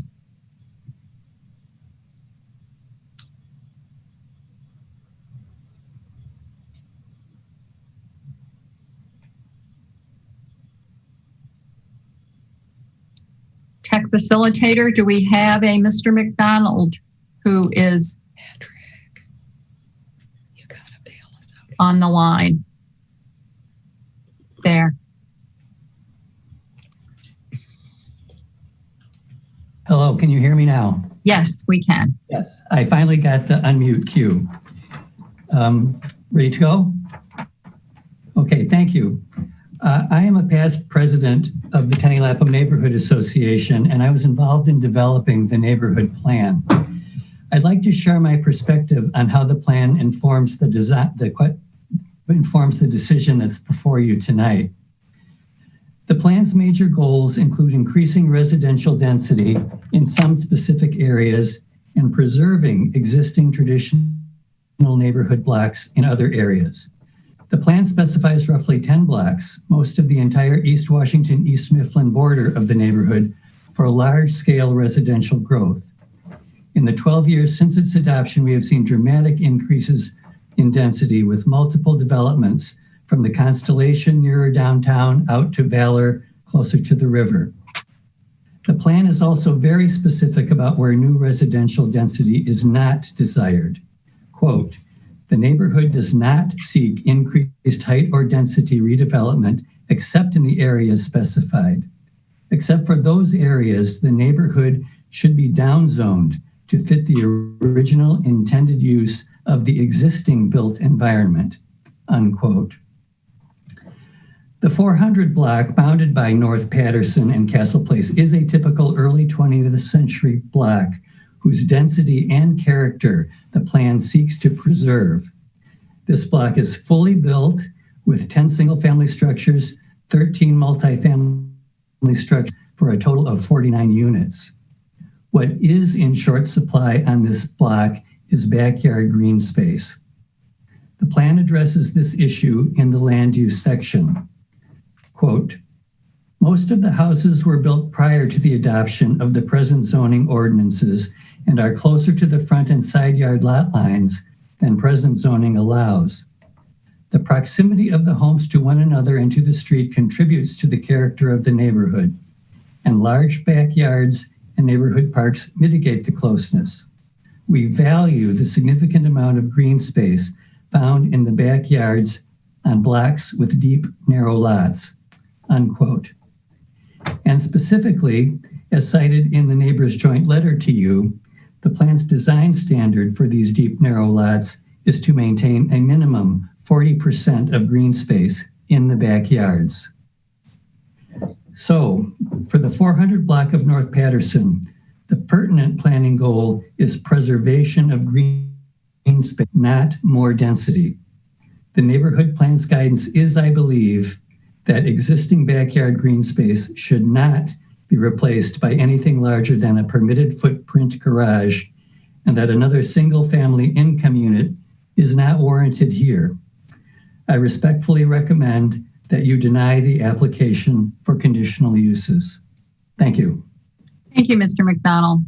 The next registrant is Dolores Emspak, 916 Castle Place, Madison, opposed and wishing to speak. Good Ms. work. Emspak. Can you hear me? Yes. Oh, good. Oh, good. Okay. I am speaking in opposition to the proposal for the ADU at 429 North Patterson. I reside at 916 Castle Place on the part of the street which runs perpendicular to the property. In addition to the concerns which have already been raised, I wish to add that this ADU changes the neighborhood in a negative way. I also want to bring it to the Planning Commission's attention that the proposal did not receive the endorsement of the Tenny Lapham Neighborhood Association Council, and this would be in a letter which the council sent to you today. We live in the 4th Lake Ridge Historic District, which is unusual in that it comprises a mix of rental and single-family dwellings within walking distance of the Capitol. Many of the lots are small and quite narrow. The proposal involves a structure which has the potential to cause environmental damage. It involves demolishing part of the landscape, and it also may require excavation on adjacent properties. The backyards in our neighborhood are crucial. It is exceptional to have a downtown area where there are still beautiful old homes where we can enjoy our green space. Quality of life is important, and there is value to maintaining the beauty of our neighborhood.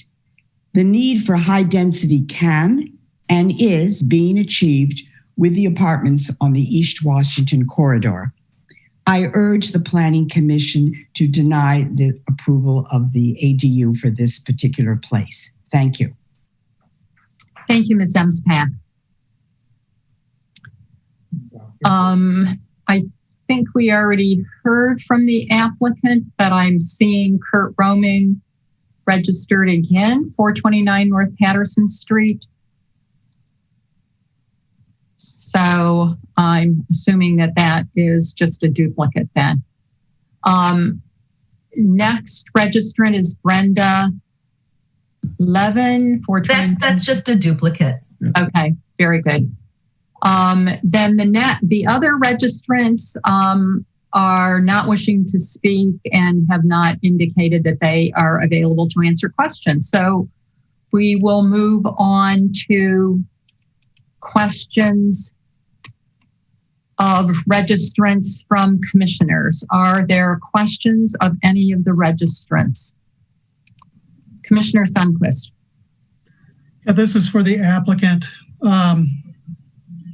Couple of things. First one is that the plan that you showed was a little different than what we had in our packet. At least the driveway looked a little different.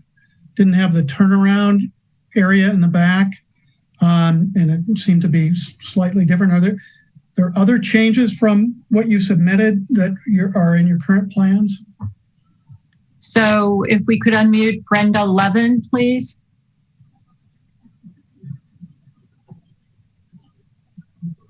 Okay, Ms. Levin. Okay, yes, the plans that you originally were given were from our original application.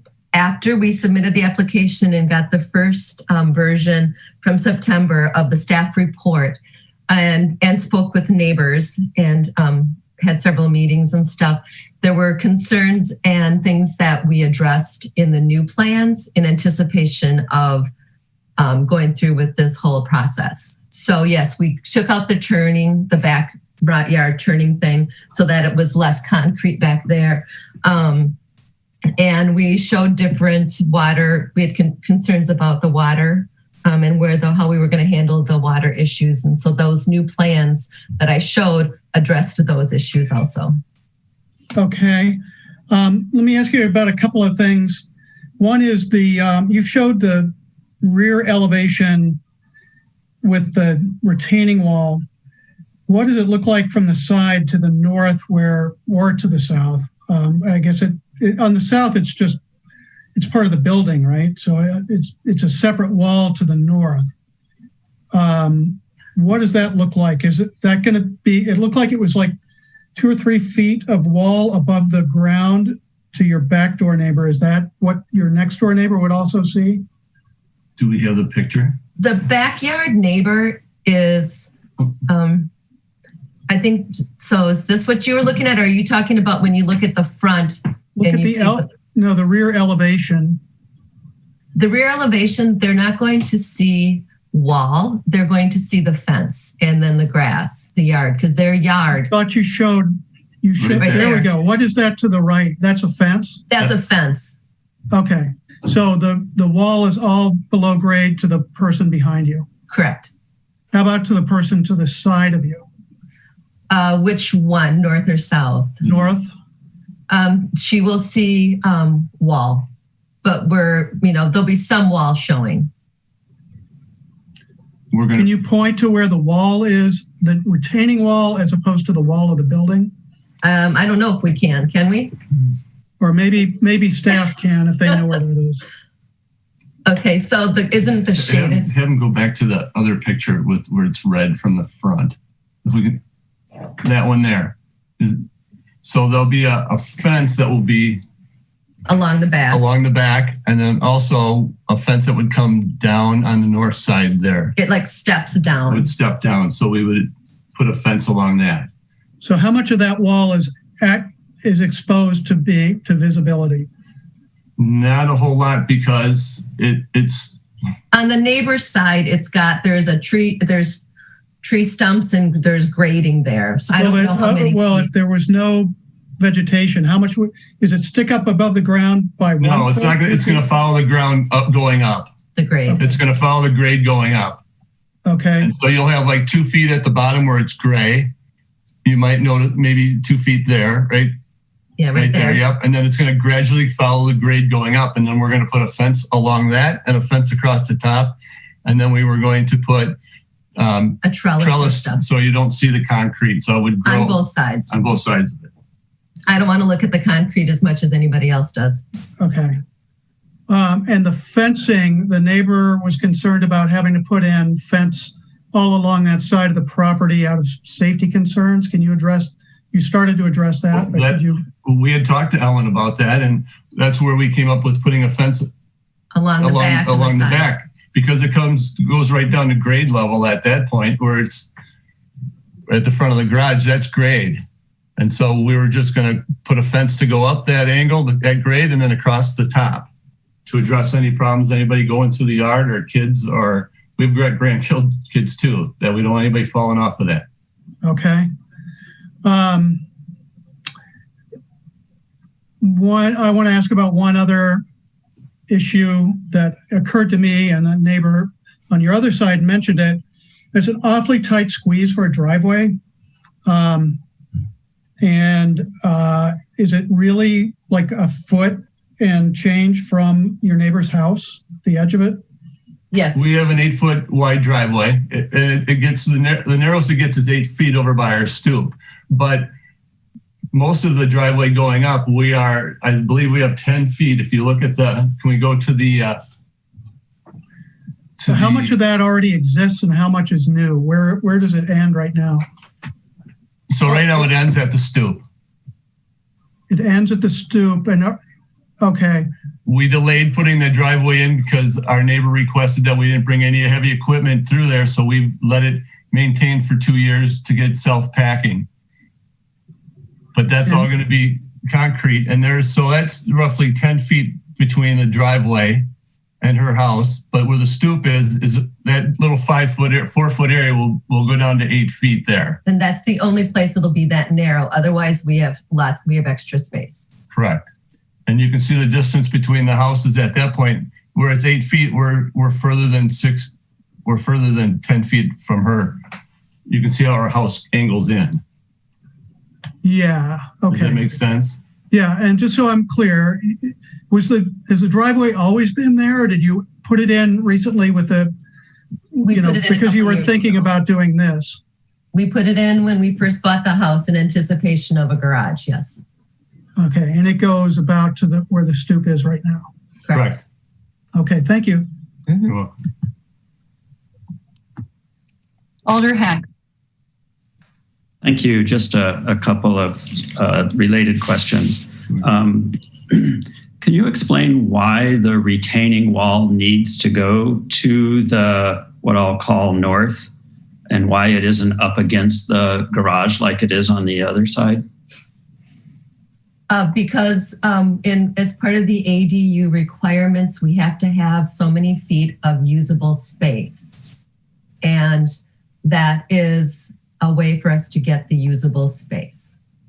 Oh, because you're getting rid of the slope and that becomes usable space. Correct. And also to retain the wall for the garage behind us, because they're still going to need some additional retaining back there, because that garage foundation is sliding into our yard. And it has been That's why like we that. carried it mainly over there. Mm-hmm.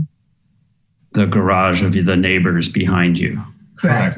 He's losing the dirt underneath his garage into our backyard. Okay, thanks. Mm-hmm. So the two of your conditional uses, it's still a little bit confusing as to whether you really need 2 or 3. But I'll talk to staff about that when we get to questions for staff, but are related to the size of the ADU. And I think one of the conditional uses is that it's larger than 576 square feet. And another is because it's larger than 10%, the footprint is larger than 10% of your lot size. I think this is about 700 square feet. Have you considered at all reducing the square footage of the accessory building in order to reduce the impacts on the neighbors, perhaps? We have considered that. We've considered reducing it by 2 or 3 feet on the width of the building. On the width. So let's say 3 feet, and the depth is how much? 25. It's 25 by 25. It's 25 so that by would be 28 25 currently. by 28. So it'd roughly make the building at 25 by 25. And so that would reduce it to about 625 square feet, perhaps. Yes. Okay. And that's something you'd be willing to consider? Yes. Okay. Thanks. Let me see. One other question. I'm hearing discussion from the neighbors about their not being willing to grant easements during construction. Should you, and is that something you'd be seeking? No, that's nothing that we need. That we have enough width in our driveway. We don't need that. Okay. We keep everything on our property. We don't plan on digging onto anybody's. We're going to stay within the setbacks, and we don't plan on asking for any easements to get the equipment up there. Thanks. Just a couple of other quick questions. I think there's been a lot of concern about water, and not just where the water goes, but also erosion. Can you describe who's been designing your retaining wall and your drainage features, and is it somebody with appropriate certification to be doing such design? Well, we haven't actually, we've had somebody design this for us, but when it comes down to designing the wall in that, we will have a professional come in and do the design. We haven't gotten to that point. We've been waiting for approvals before we spend any more money. And how about the water, the drainage itself? Who designed that? The design should be able to, they're going to tell us what we're going to need for retaining, what design, drainage behind that wall, because we don't want water to get behind there and freeze. So we're going to have professionals design what's going to be needed for the concrete and the drainage.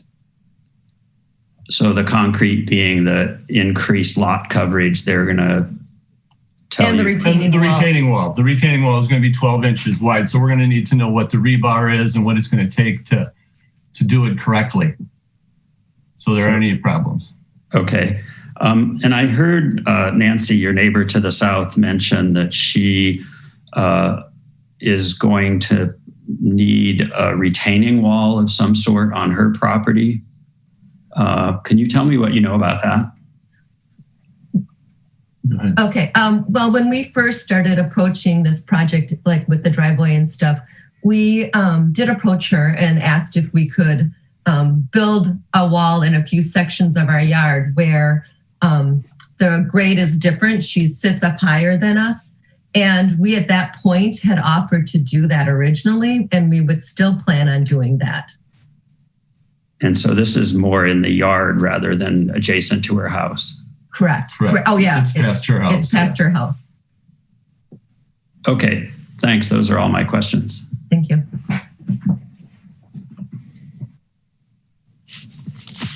Commissioner Cantrell. Yes, my question kind of is similar to Alder Heck's, that retaining wall on the north side of the property, you needed that flat area for the ADU. You couldn't just terrace it down slightly and to meet the requirements, or is this the solution that you were required to do? Well, it is a pretty steep hill, and so it's going to require, because of the grade that they require to have less than 2 or 3% to be usable. We were trying to accommodate by putting this extra retaining wall in there to help with the backyard neighbor's property. Because if you look at some of the pictures, you can see all the bricks and everything are coming down into our yard. And so, yes, we were going to put the retaining wall to get a little of the extra green space. But if we cut this building back a little bit, then we don't need to go as far over on some of this retaining wall. And if we could terrace it, like you had mentioned, and that could still be considered usable space, we would definitely consider something like that. Okay. Usable space is a little shady, unclear from what we've heard. Okay. Exact definition. Well, maybe that's a question I'll ask staff to unshade it. That'd be good. Thank you. Is that all you have, Commissioner? Yeah, that's all I have. Thank you. Okay. Commissioner Solheim. Thank you. Just a question for the applicant. With the updated plan that you're showing without the turnaround extension, is there room for a car to turn around, or would, if they pulled in, would they be then backing out through the tight space? There's turnaround. You could. There's space to turn around. We are definitely going to try to prevent backing out because of the closeness there. It's just when you're backing out of the garage, it should be fine. Okay, that's all I have. Thank you. Thank you, Commissioner.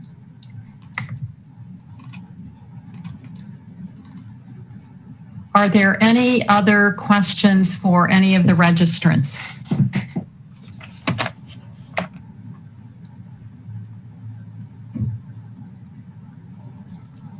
Seeing none, I will close the public hearing and we will move to questions of staff. Are there questions of staff?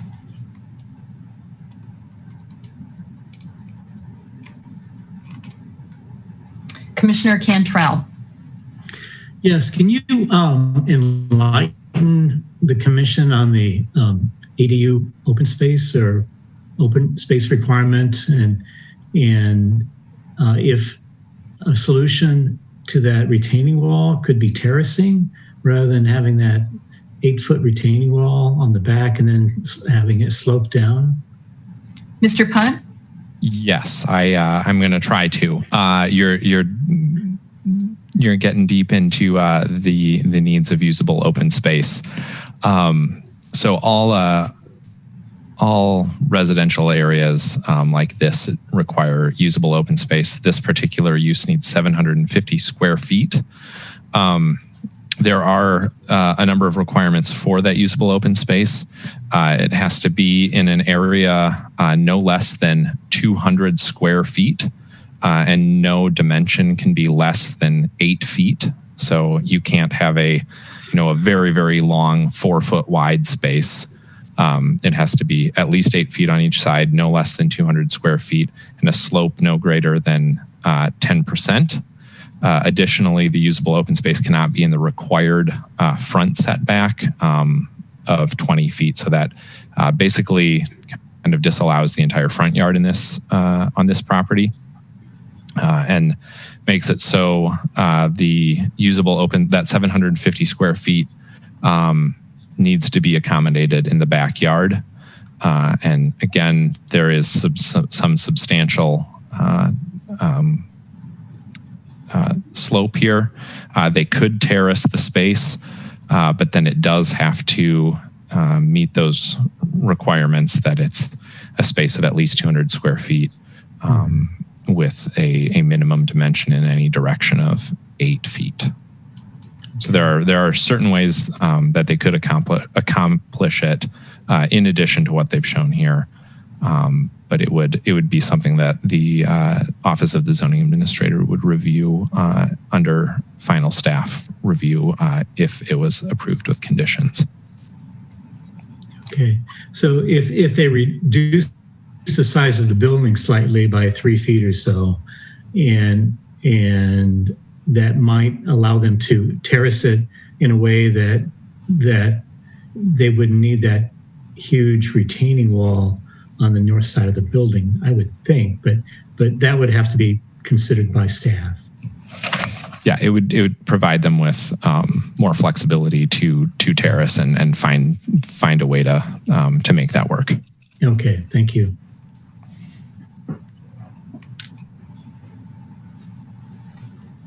That's all the questions you have, Commissioner? Yes, thank you. Yeah. Mm-hmm. Alder Heck. Thank you. I'm looking right now to see if I can ascertain what the current space is between the proposed accessory building and the north property line, but I can't seem to see that. I know that's not really a question, but I do have questions. Don't fear, never fear. Okay. I guess for Mr. Punt then, there were questions about 65% lot coverage requirement being met or not. And from what the applicant said, that might be why they've reduced the size of their concrete area in the back. Do you have any idea if what we saw tonight and what they presented would meet the 65% lot coverage requirement? I cannot say for sure that what we saw tonight can meet it. It definitely looks like it's closer. Okay. That again is something that the Office of the Zoning Administrator would review, and if this was approved with conditions and the applicant submitted those plans and the zoning staff reviewed that and found that it did not meet the 65% requirement, they would reject and require a redraft showing a condition in which it did meet the requirement. And if they were to use permeable pavers, would that help meet the requirement? Yes, there are certain types of permeable pavers that do meet the requirement. The zoning staff does have a list of the acceptable paving types. So it depends on what is proposed. So that's a potential solution. It is a potential solution, yes. Okay. Now on to some more, philosophical questions, maybe. I'm interested in the question about whether accessory dwelling units are something encouraged or not encouraged in the Tenny Lapham neighborhood plan. And of course, to a certain degree, they are encouraged, I think, in the comprehensive plan, but not specifically for this area or something like that. So I'm not sure if you can address if there's a conflict in the neighborhood plan about accessory dwelling units, because they aren't, I don't think, mentioned at all. The plan is from 2008, so maybe they weren't envisioned, and whether that's a conflict. And I don't know if Ms. Stouter can address that or if you can address it, Mr. Punt. As a larger policy issue, I think Ms. Stouter may be a better choice to answer that. Sure, I can give it a try. So you're right in the question on timing. The accessory dwelling unit discussion really happened in conjunction with the major overhaul of the city's zoning code, which wasn't adopted until 2013, ultimately. And that happened, that process lasted for a few years, but everything began after the adoption of the plan that's before you this evening for consideration. So I think it's fair to say that accessory dwelling units weren't really contemplated within this planning effort. I mean, I'll say that I certainly don't see it as completely, inconsistent with the plan. I think, there is the prevailing citywide acknowledgement that this gentle infill and addition of, slightly greater densities within these neighborhoods and all neighborhoods really across the city is something that we're striving toward. I think that, the construction of larger buildings that would take up more of the backyards is probably more directly what the plan was talking about. And so the replacement of these homes with maybe multifamily deep, 6-unit buildings or something is something that I would find to be inconsistent with the language in that plan. But it's not something that rose to the level, I think, of staff finding a significant inconsistency with the proposal of an ADU. So it might, in some ways, be best to think about this as how the accessory building relates to zoning plans and things, and separate that slightly from the ADU question, although there are certainly legitimate questions about the ADU. That's kind of how I'm looking at it, about accessory buildings and their size. And the neighborhood plan mentions keeping larger backyards and trying to, it generally says keeping accessory buildings to a smaller size to maintain large backyards due to the small front yards and distance between buildings. So, okay, I think I understand. Thanks.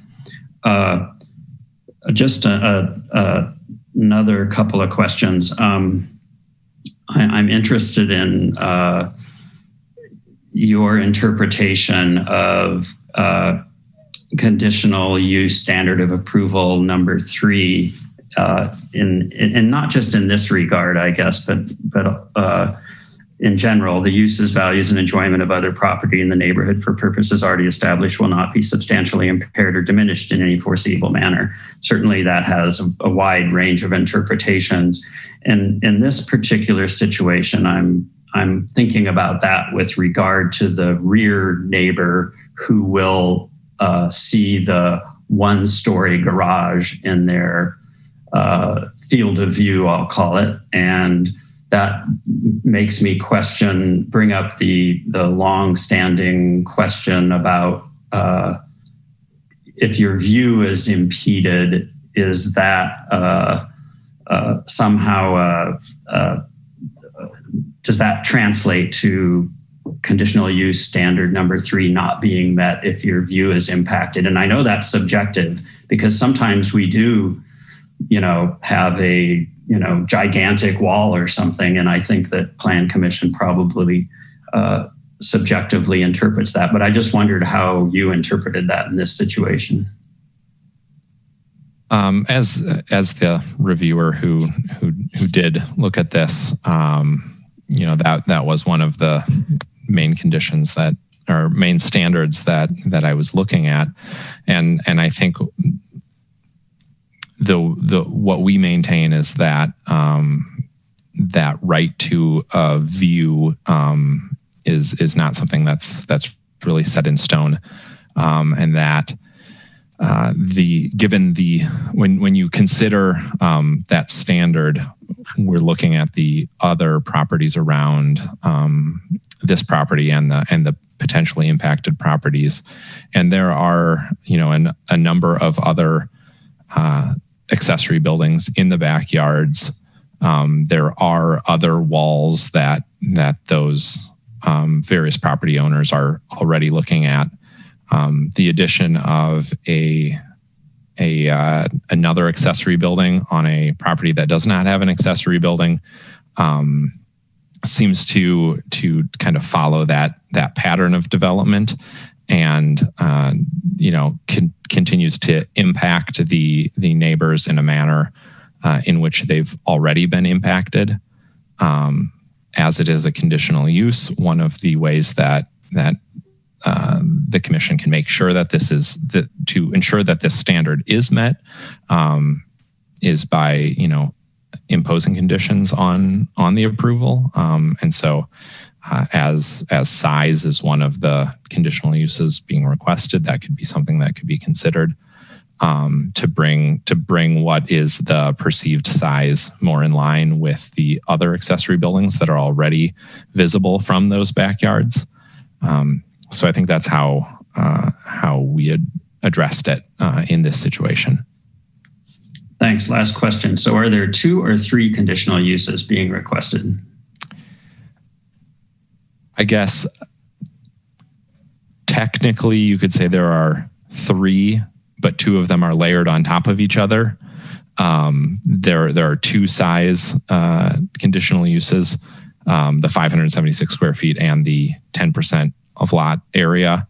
You could drop below 576 or drop below 10%. You'd still be could still be above 576 and still hit that threshold. So, okay. Very, very closely related. Okay. Thank you. That's all my questions.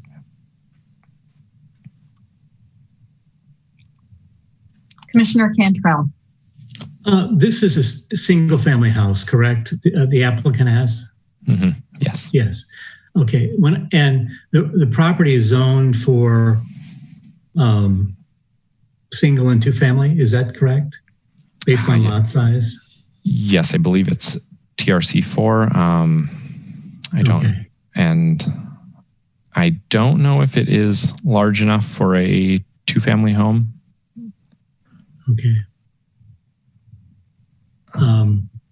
Well, I was walking around.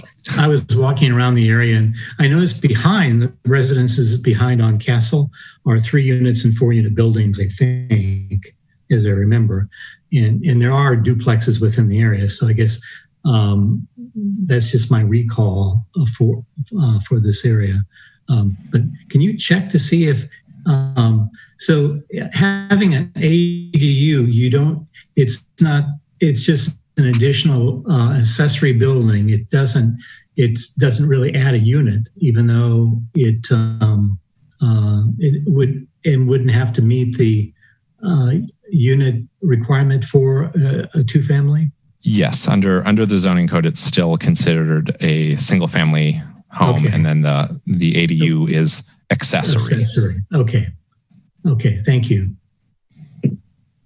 That's all my questions. Okay. Thank you, Commissioner. Are there any other questions of staff?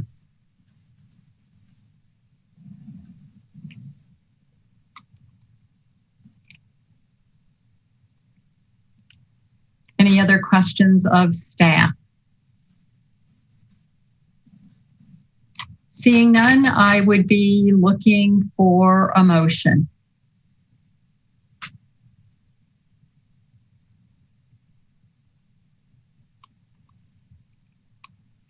Commissioner Cantrell. Well, I will move that the Plan Commission find that this ADU request meets the standards. Is there a second? Seconded by Alder Lemmer. Commissioner Cantrell, did you wish to speak to your motion? I think that this is a larger building than some of the neighbors have. But I do think that considering the topography of their backyard, that it fits into the surrounding area, and they've tried to do that kind of mimic the architecture of the house they have. I would suggest that the retaining wall that they're proposing, that they may consider terracing it if they can meet the ADU open space requirement, rather than having that 8-foot retaining wall which slopes down. I think that would be more appropriate. But I think that it meets the standards, and that's why I'm recommending it. Thank you.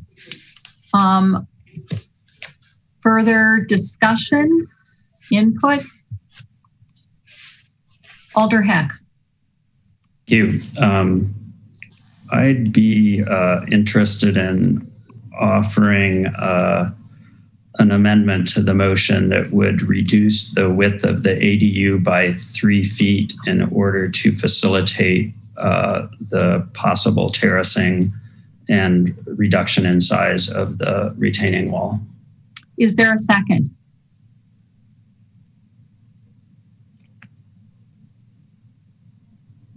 Seconded by Alder Rummel. Alder Heck, did you wish to speak to your motion? Yes, thank you. I think my questioning earlier and that of Commissioner Cantrell kind of pointed to what we were talking about in that regard. I will speak in general, though, to the entire proposal. This is difficult because the neighbors are unanimously opposed to this, and I understand why.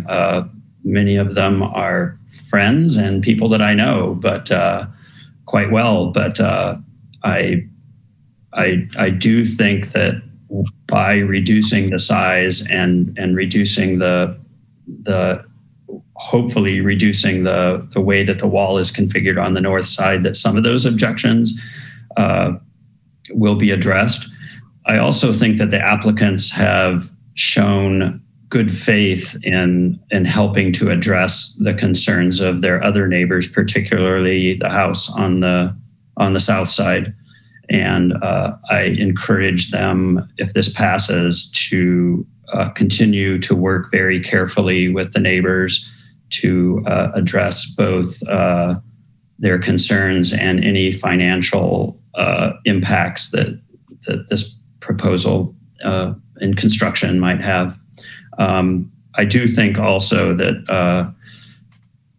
I think times are changing a bit, and as we move forward with citywide zoning issues and such, accommodating things like ADUs and increased density are going to continue to come to the forefront. We've seen what Minneapolis has done in terms of single family zoning, and other cities, for equity reasons, becoming more permissive about increasing density in single family zoning areas. It's painful because it's big changes, but I think it is the way we need to move, but we need to do it carefully. And I think this one is pretty thoughtful. Thanks.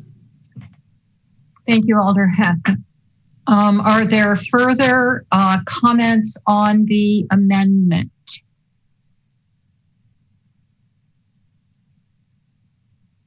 Seeing none, we will come to a vote on the amendment. I will assume unanimous consent unless I see a hand raised to object.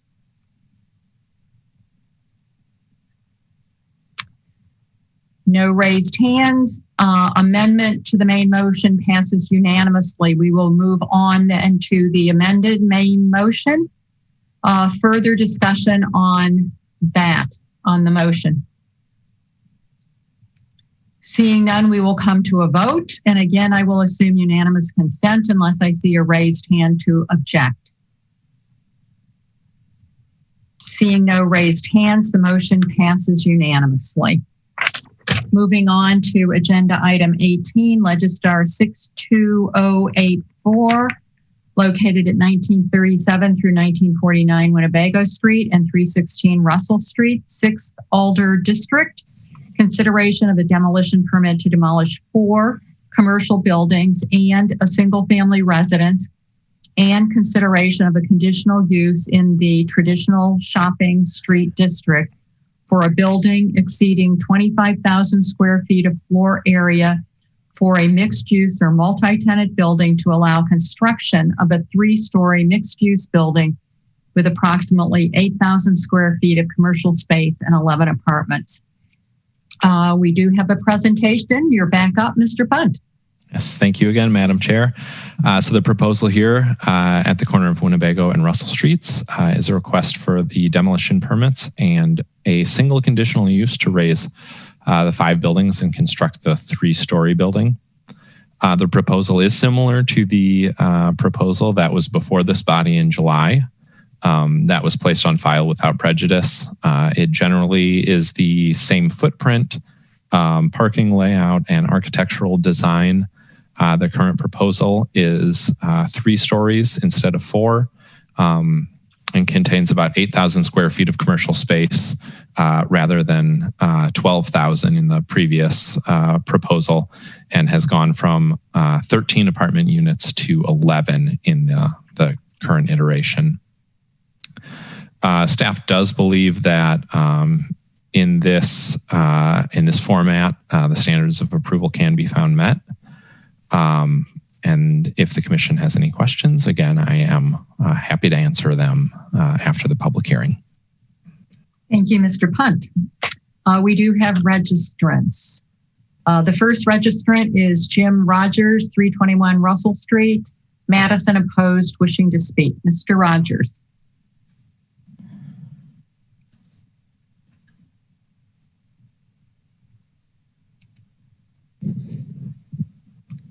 Mr. Rogers, you need to unmute yourself. And how about now? Can you hear me and can you see me? Yeah, we can hear you. Wonderful.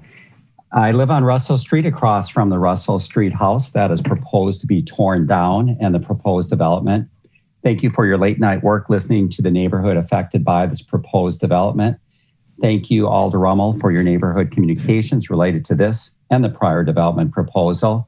I believe the current proposed development does not resolve 3 items: traffic safety and risk, expected increased parking, the private right-of-way driveway modification.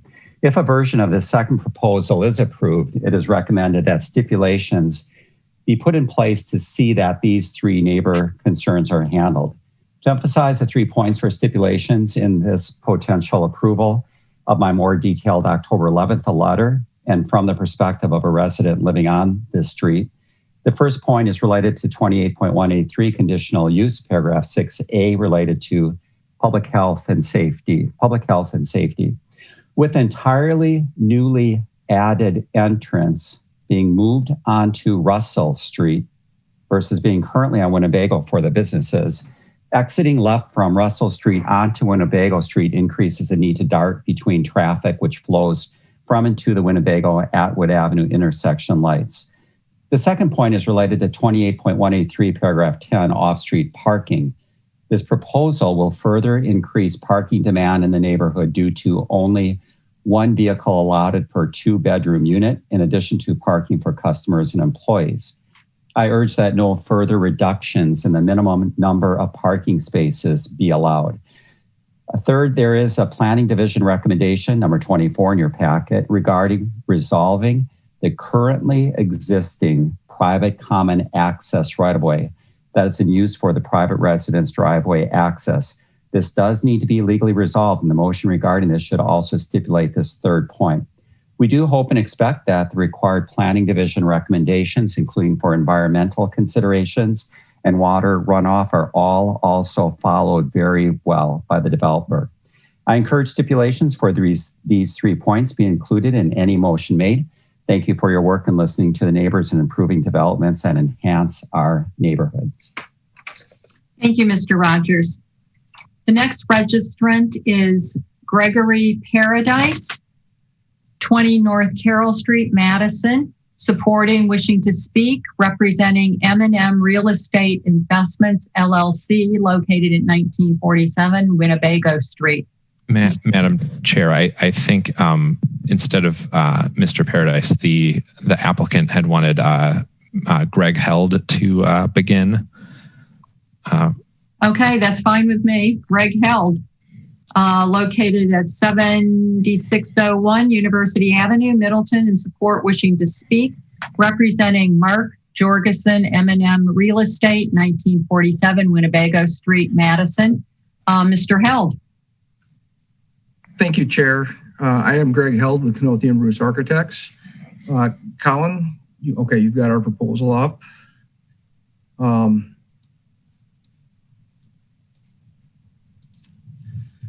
I'd like to give a brief overview of the project and try to highlight the changes we made with our new submittal. This is our site plan overlaid on an aerial photo showing the relationship of our proposed building to the adjacent properties. When our previous proposal was considered by Plan Commission, the primary concerns were regarding traffic, parking, and building height. I don't have time to go into each of the conditional use approval standards in detail, but essentially the consensus was that what we were proposing to put on the site was a little bit too dense. With this proposal, we have reduced the building height from 4 stories to 3. We feel that the resulting reduction in density will address the previous concerns. We were previously asking for a 13-stall parking reduction. We are now asking for only a 2-stall reduction. We have a positive staff report that recommends approval. We also have a recommendation of approval from the Sassy Neighborhood Association. I think it's really difficult to do urban redevelopment projects that satisfy every stakeholder, but I think we've made an honest effort here to be responsive to the concerns brought forward. I believe what we're proposing is a good development for this site, for the neighborhood, and for the city. Next slide, please. This is a comparison of the basement plan with the original proposal on the left and the current proposal on the right. We are maintaining the 19 underground vehicle stalls as well as the 14 underground bike parking stalls. Next image. This is a comparison of the first floor plans. Again, previous on the left, current on the right. Due to reducing the building by a story, we have moved part of the office suite, which had been the entire second floor, down to the first floor. We will still have a little more than 1,500 square feet of additional available retail space on the first floor. Next slide. The second floor is now partly comprised of retail office space, and the balance will be residential dwelling units. Next slide. As before, the third floor is comprised entirely of dwelling units. I'm showing this because there was a question at our previous Plan Commission meeting regarding windows on the units on the inside corner of the building. We are now showing how we intend to resolve this. Next slide. This is what I really wanted to show.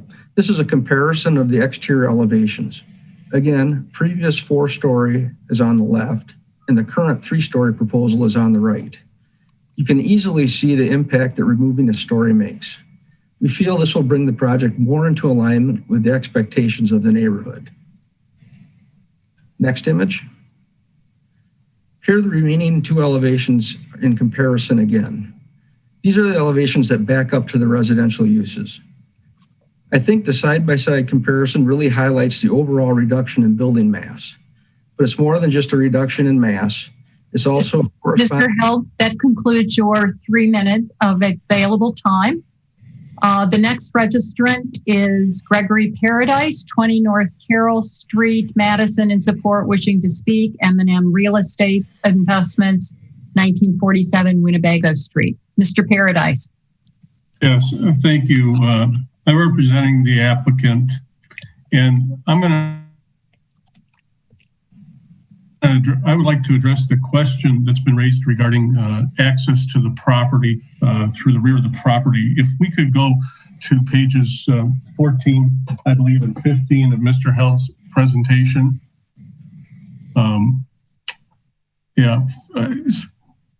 Page 14 shows the existing easement behind the property. It's 12 feet wide. 6 feet on the applicant's property and 6 feet on the neighbor's property. And then that particular neighbor does not object to this use. The easement is quite old, and the objection has been that the development would violate the terms of the easement. I've looked at the easement, I've looked at the case law, and I do not believe that is true. The easement is not an exclusive easement. It does not grant any user, including the neighbors at 1933 Winnebago Street, the exclusive right to use the property subject to the easement. And generally speaking, the law in Wisconsin is that the servient estate, which is my client's property, can make any use of the easement property that is not inconsistent with the use by the dominant estate, in this case, 1933. But if you go to the next slide, page 15, but what we are doing here, what my client is doing here is he's not just using the easement, he's really expanding the drive area by an additional 8 feet so that the total drive area would be 20 feet. Any inconvenience that the neighbors might suffer is just really that, an inconvenience as people, other people go in and out of the driveway, but it should not be significant given the fact that we're going from 12 feet to 20 feet. And the other user of the driveway, the Mint Mart, uses it as well. There should not be any real inconvenience to the neighbors in the use of the driveway given the expansion of the driveway. So for these reasons, we think that we've really adequately addressed the questions that have been raised about access and the use of the easement property. The widening of the driveway, I think, successfully answers the concerns of the neighbors in that regard. And for that reason, we would think that we've satisfied this particular objection. Thank you, Mr. Paradise. The next registrant is Fritz Hastreiter, 1933 Winnebago Street, Madison, opposed and wishing to speak. Mr. Hastreiter.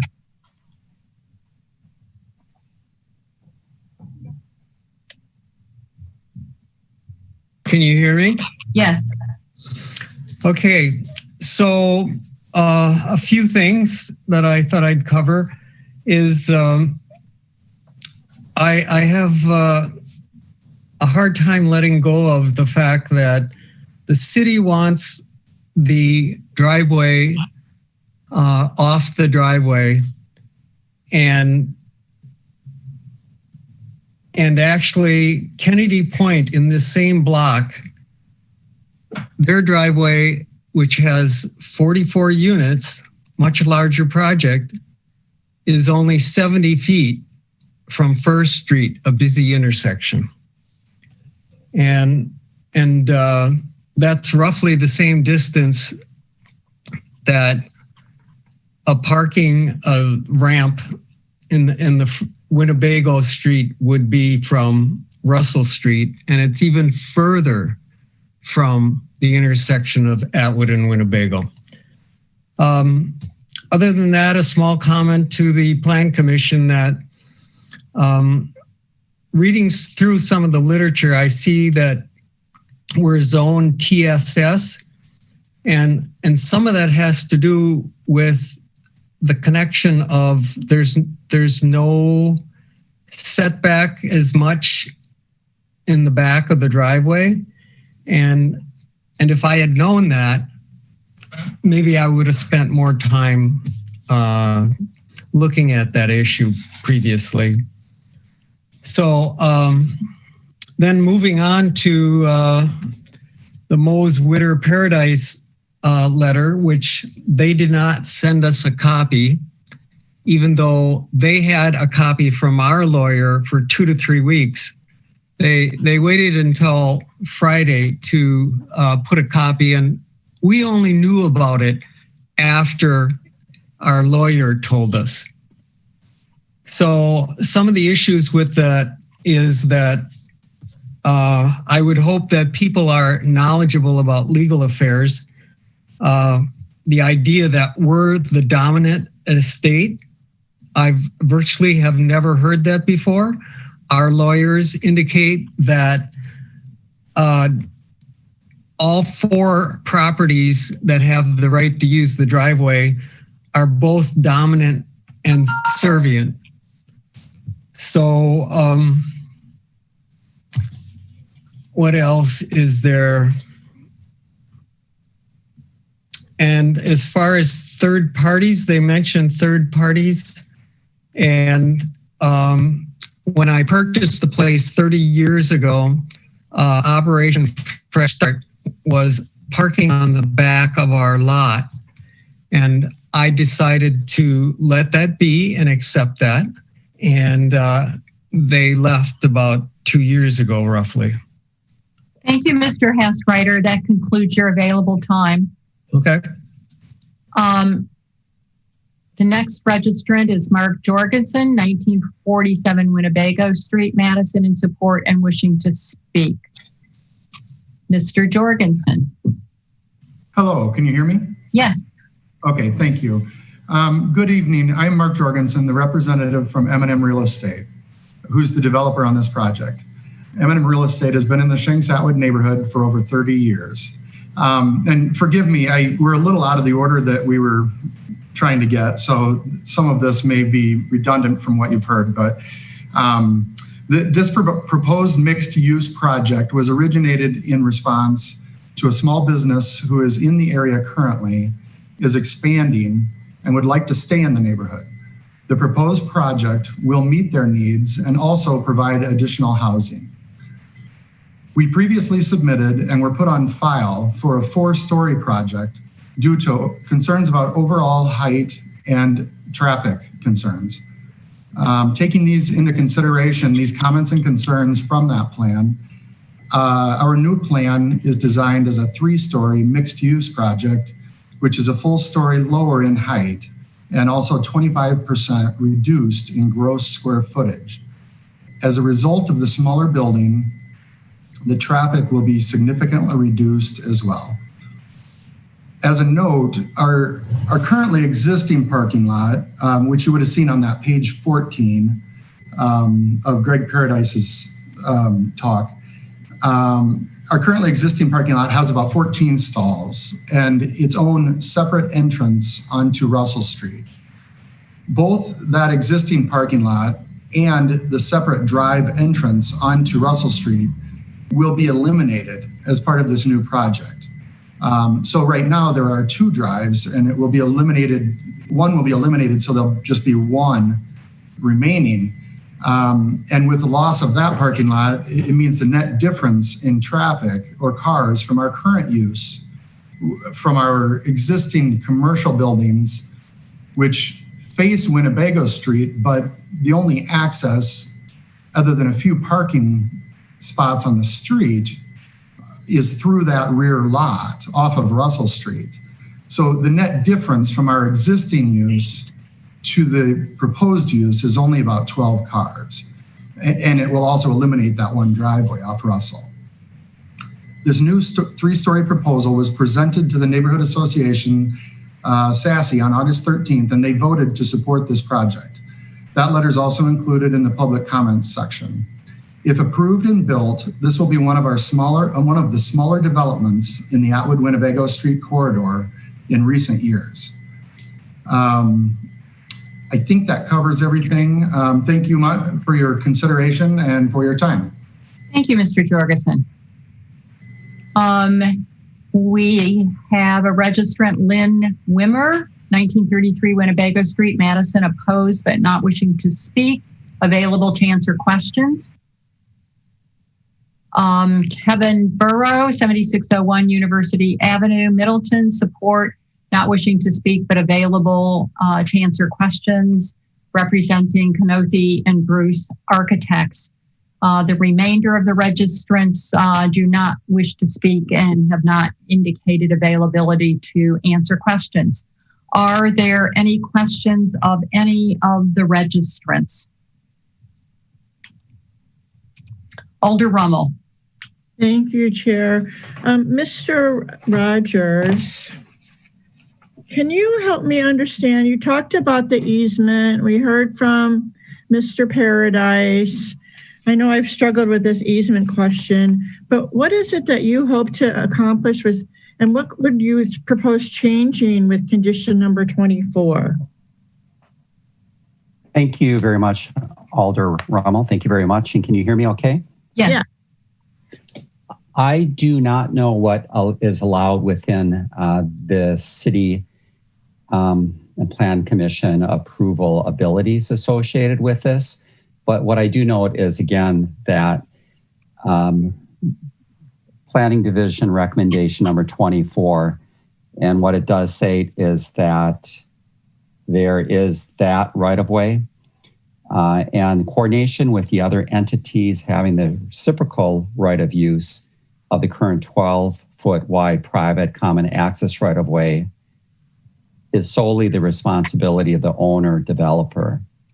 An expansion of the easement near Russell Street is advised to encompass a proposed driveway opening. I don't know quite what to make of that other than there are legal concerns. And we heard from one of the adjacent neighbors related to that, that he will be seeking some additional legal advisement associated with that, but that easement does have some concerns. And so what I would be at minimum recommending is that there be a stipend or a stipulation associated with that, is that further, that a revised current common access right of use, and again, reference document 23874, be expanded to encompass the proposed driveway opening be agreed upon by the involved entities, and not just simply that it needs to be somehow resolved, but with no further statement of what that might mean. Thank you so basically expand the scope of the right-of-way to include what will be the new part of the new drive aisle that is on the applicant's property. Is that a fair description? Yes, that would be, and that there would be the agreement actually completed to that, and that this doesn't end up being a conflicting set of interpretations for years to come potentially for what that may be, so that it does get updated and that it gets agreed upon by the involved entities. It's just an unknown at this point, with somewhat legal individuals picking out the portions that they think apply or do not. Thank you. Thank you. And you made another statement about the new entrance, the new commercial entrance sort of is flipped in this new proposal. And is your concern that it's just more pedestrian traffic at that intersection by people using the business? I would say it's for anybody who may be at that intersection. My recommendation with that is that somehow whether it's included in the development requirement, but at minimum that planning go ahead and take a look at how can that be reduced, mitigated as much as possible.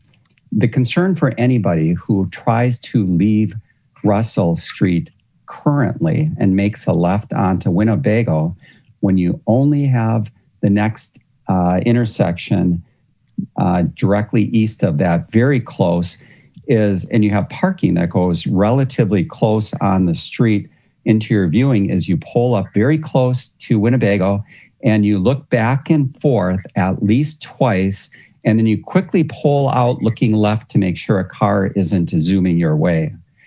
And when you have even any additional increased traffic, I can say garbage collection vehicle coming out, or any type of FedEx, UPS dropping off a vehicle and trying to leave, it becomes quite the problem area.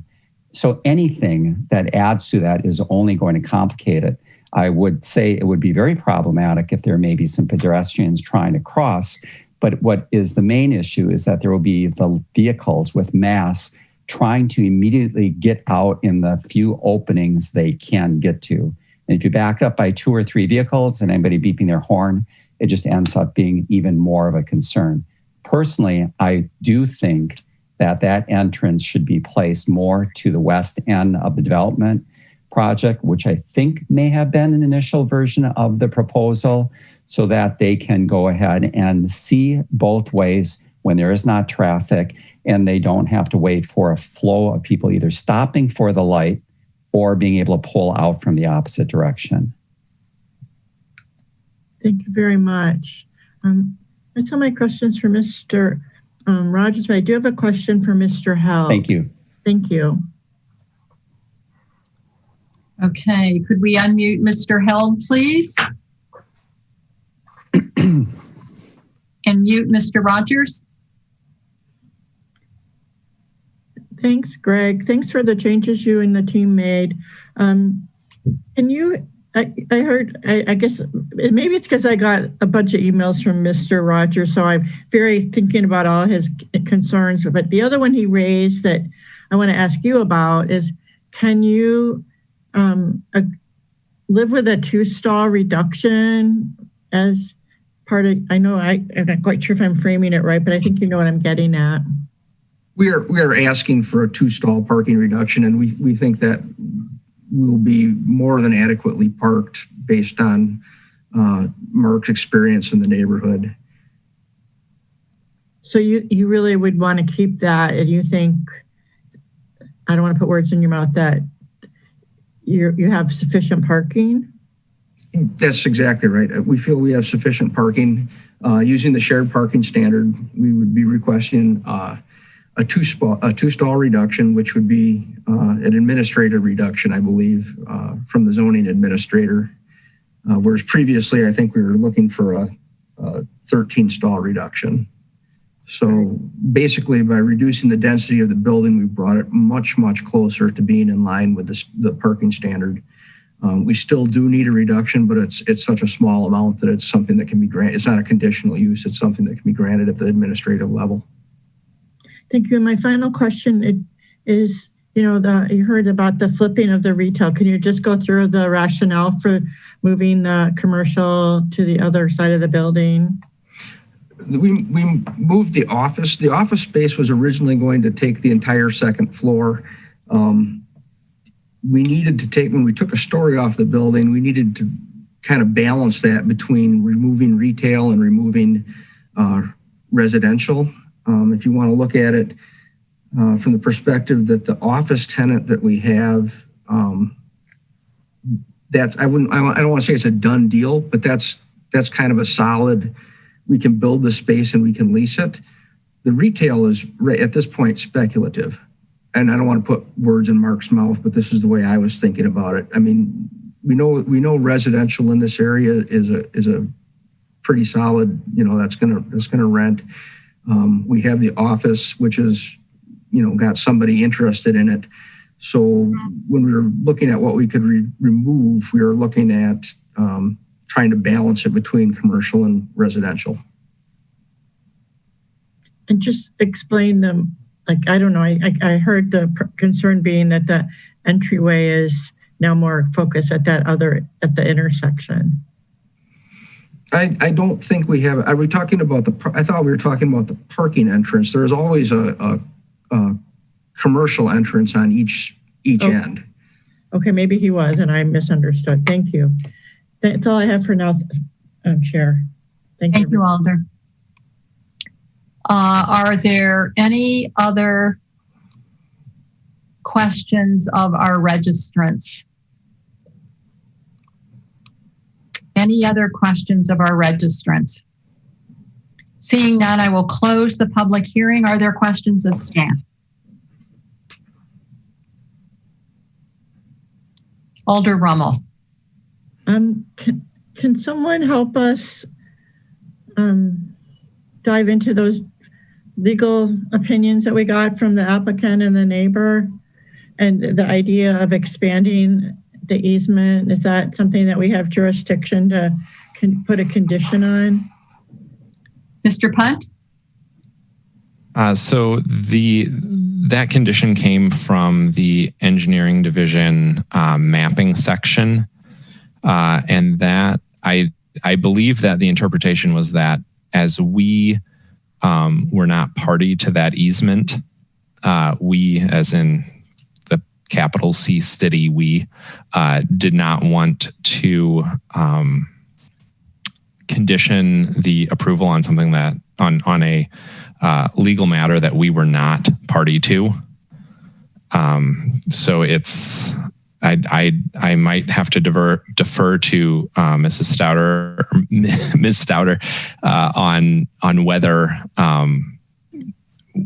whether in actuality we can do it, but the direction from the staff that are going to be actually reviewing and dealing with that is that it's not something that the city should pursue.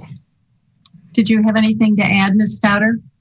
I just want to reiterate that, and from the language that we see in the engineering mapping statement that it's advised and not required, that's the distinction that they're getting at, that they're advising this but not requiring it. And I think it would be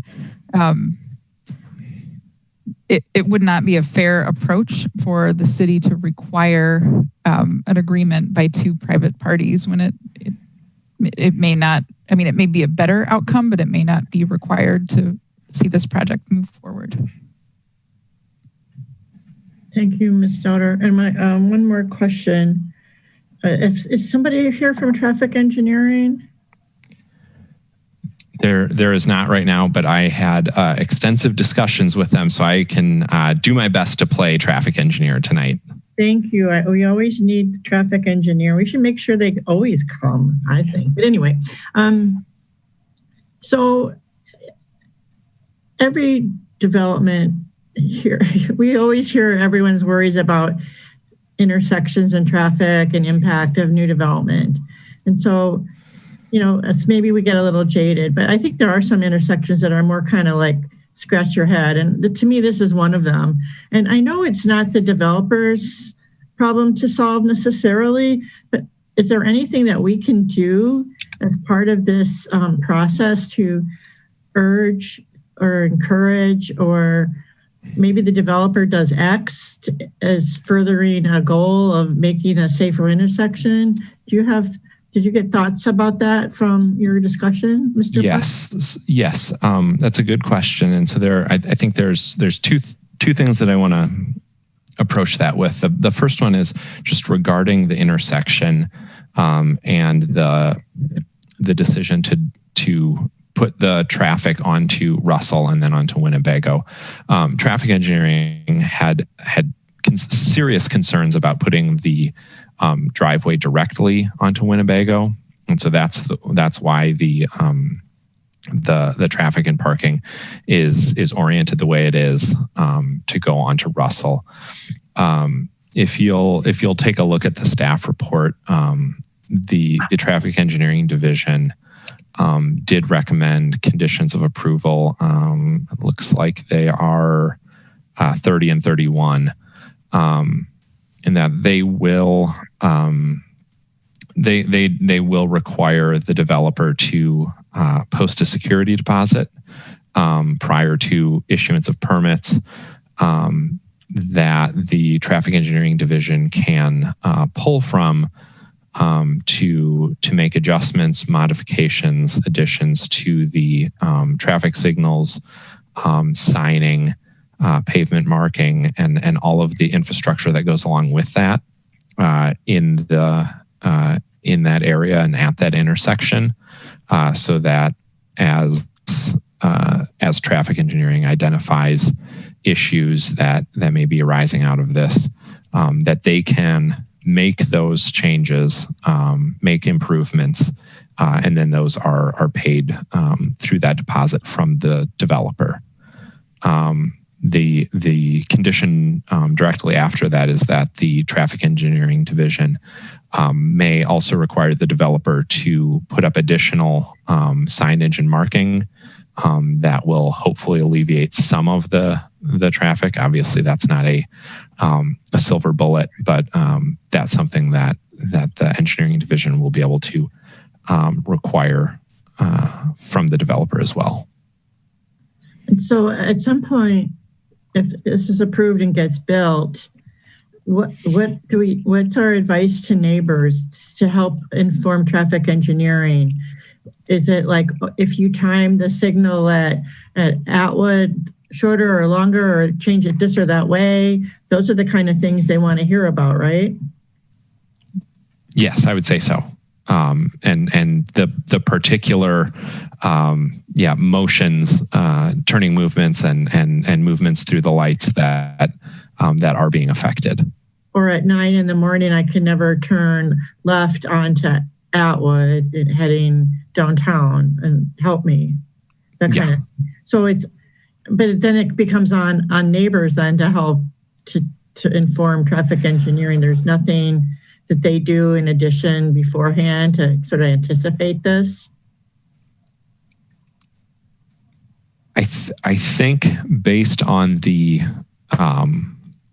level of service that the number of trips generated that traffic engineering expects out of the development based on its makeup, the office space, the small amount of commercial space, and the apartments, that they have. They've kind of made their determination that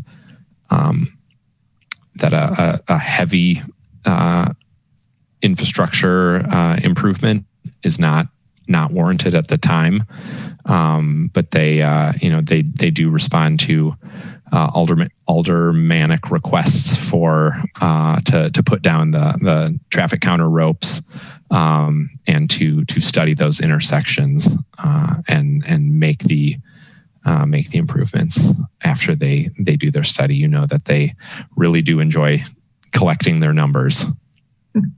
That does seem to be true. Thank you.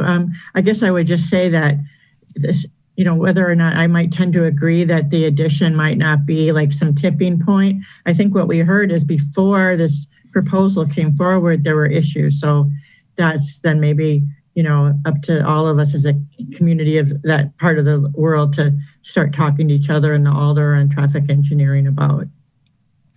Okay, thank you. That's all my questions right now. Do we have anyone else who has questions of staff?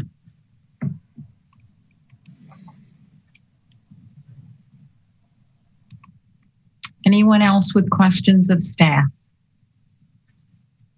Seeing none, I would be looking for a motion. Commissioner Cantrell. Yes, I will move that the Planning Commission find that the standards for the demolition permit and the conditional use permit for this development be approved.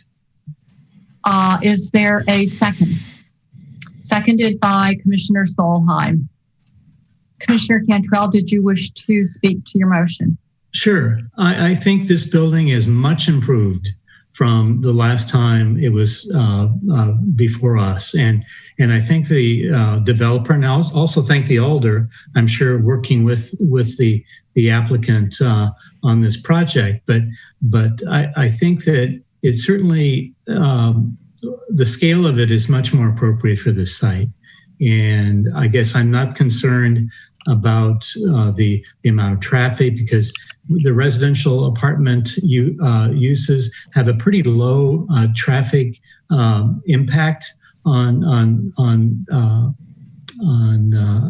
areas, and the driveway on this street that they're proposing it on, I think, is very appropriate rather than on Winnebago. And I think it's a very attractive development, and I'm glad that they brought it back to us. Thank you, Commissioner. Are there other comments or questions? Alder Rummel. Thank you, Chair. I agree that this project did get a lot improved. I think reducing it a story and changing the amount of commercial really helped. And plus, I think it just makes sense to, in this day and age of commercial uncertainty, to not have that much risk in a new building. And I guess I did hear from my neighbor, some of the neighbors, to ask for a reduction in the parking waiver. And I guess I don't know that I'm going to do that. I don't know that it's really going to make a difference, honestly. But I will work on helping to improve that intersection. I think that it is a problem intersection, but I don't know that this developer is going to solve that. And again, I know that we want to encourage all the related property owners to work together on the easement and figure out a way to work together, whether that's expanding the easement or not. I think that the city doesn't really have authority over that. So I'm probably disappointing some people, or I'm not making all the motions they hope for. But I guess for me, and no one mentioned it except me, is that I, as we would say in landmark speak, I do regret the loss of the historic parcel at the end one. I think there are some interested neighbors in working on a historic district for Shanks Corners, and this little corridor to me is part of it. But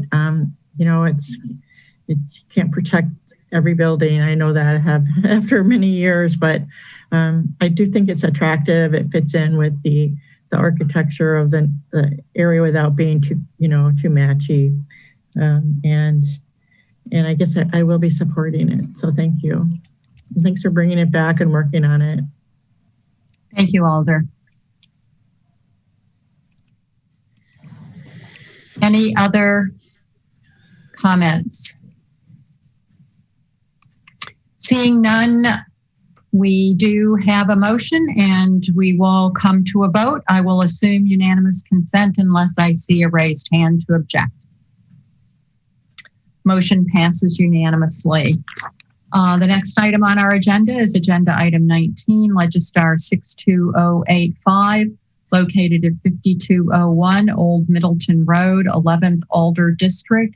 Consideration of a demolition permit to demolish an office building. Consideration of a conditional use in the neighborhood mixed use district for a building containing 2 or more uses that exceeds 10,000 square feet of floor area.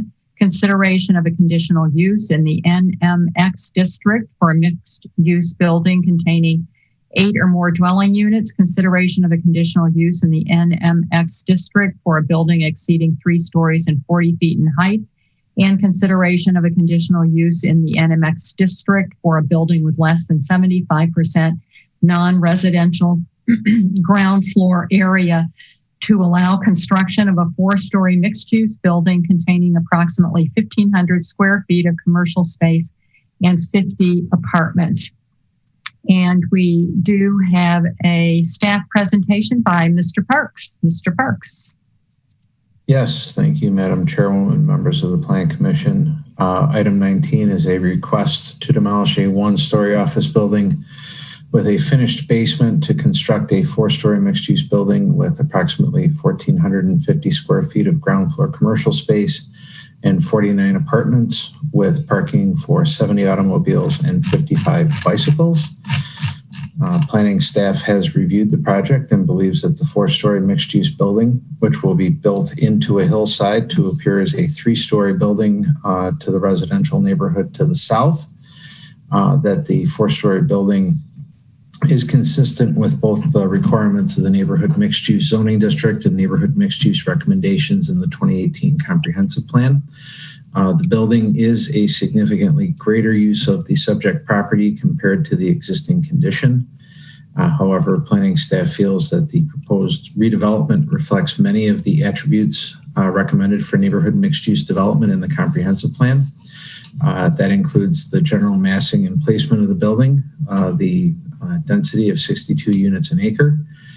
Staff also feels that the site is an appropriate location for the scale and intensity of development proposed, given its location along 2 community growth corridors as identified in the comprehensive plan, as well as at the edge of a community activity center also identified in the comprehensive plan that also includes the nearby University Crossing development to the north. Planning staff believes that the various conditional uses will meet the standards for approval, including the request to exceed the 3-story, 40-foot height threshold in the NMX zoning district, However, as outlined in the staff report, the applicant is required to reconstruct Old Middleton Road adjacent to the site as required by the Traffic Engineering Division to safely accommodate the proposed driveway, including any dedication of right-of-way or easements needed to accommodate the driveway-related reconstruction. I'd be happy to answer any questions after the public hearing. Thank you. Thank you, Mr. Parks.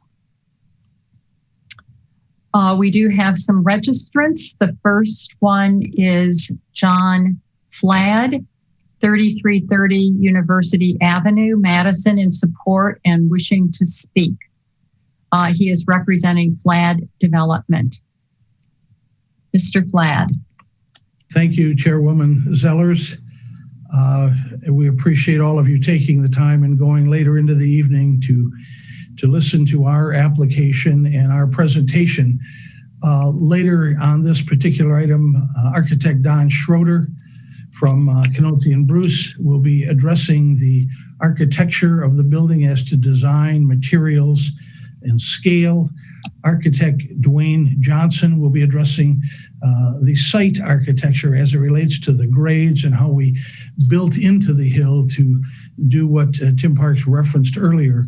Tim, I'm wondering if it isn't possible for you to put up the second slide, which shows the existing, maybe go to the next slide that shows the existing condition or current site survey. Thank you. What I'm going to try to do, ladies and gentlemen, is provide a little perspective and context as to this application.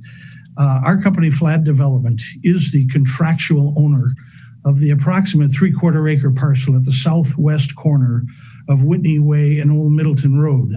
The property currently has a vacant one-story building, approximately 7,000 square feet, with a surface parking lot.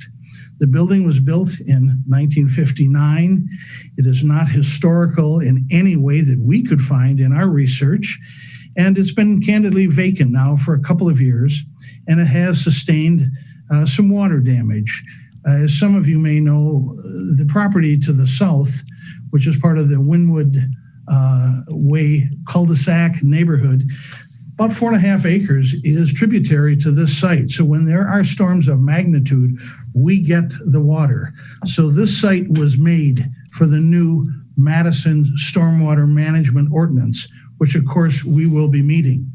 The subject site is very much in a transitional location, very busy intersection, traffic signal with Whitney and Old Middleton Road. When you look to the south, of course, that is the wooded residential neighborhood. That is, the spine of that neighborhood is Wynwood Way.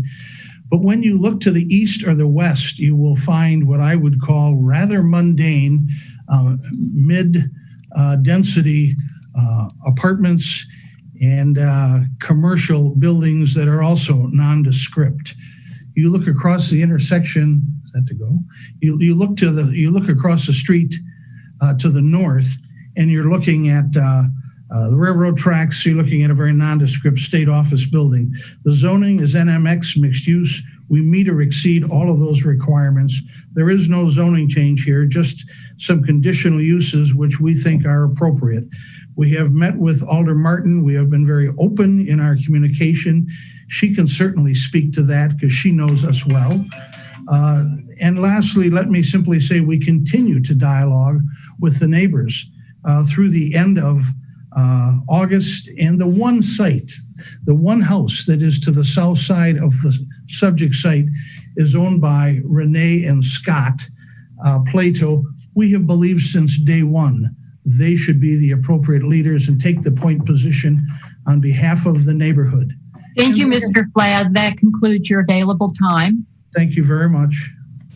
The next registrant is Dwayne Johnson, 7601 University Avenue, Middleton, in support and wishing to speak, representing Knothi and Bruce Architects.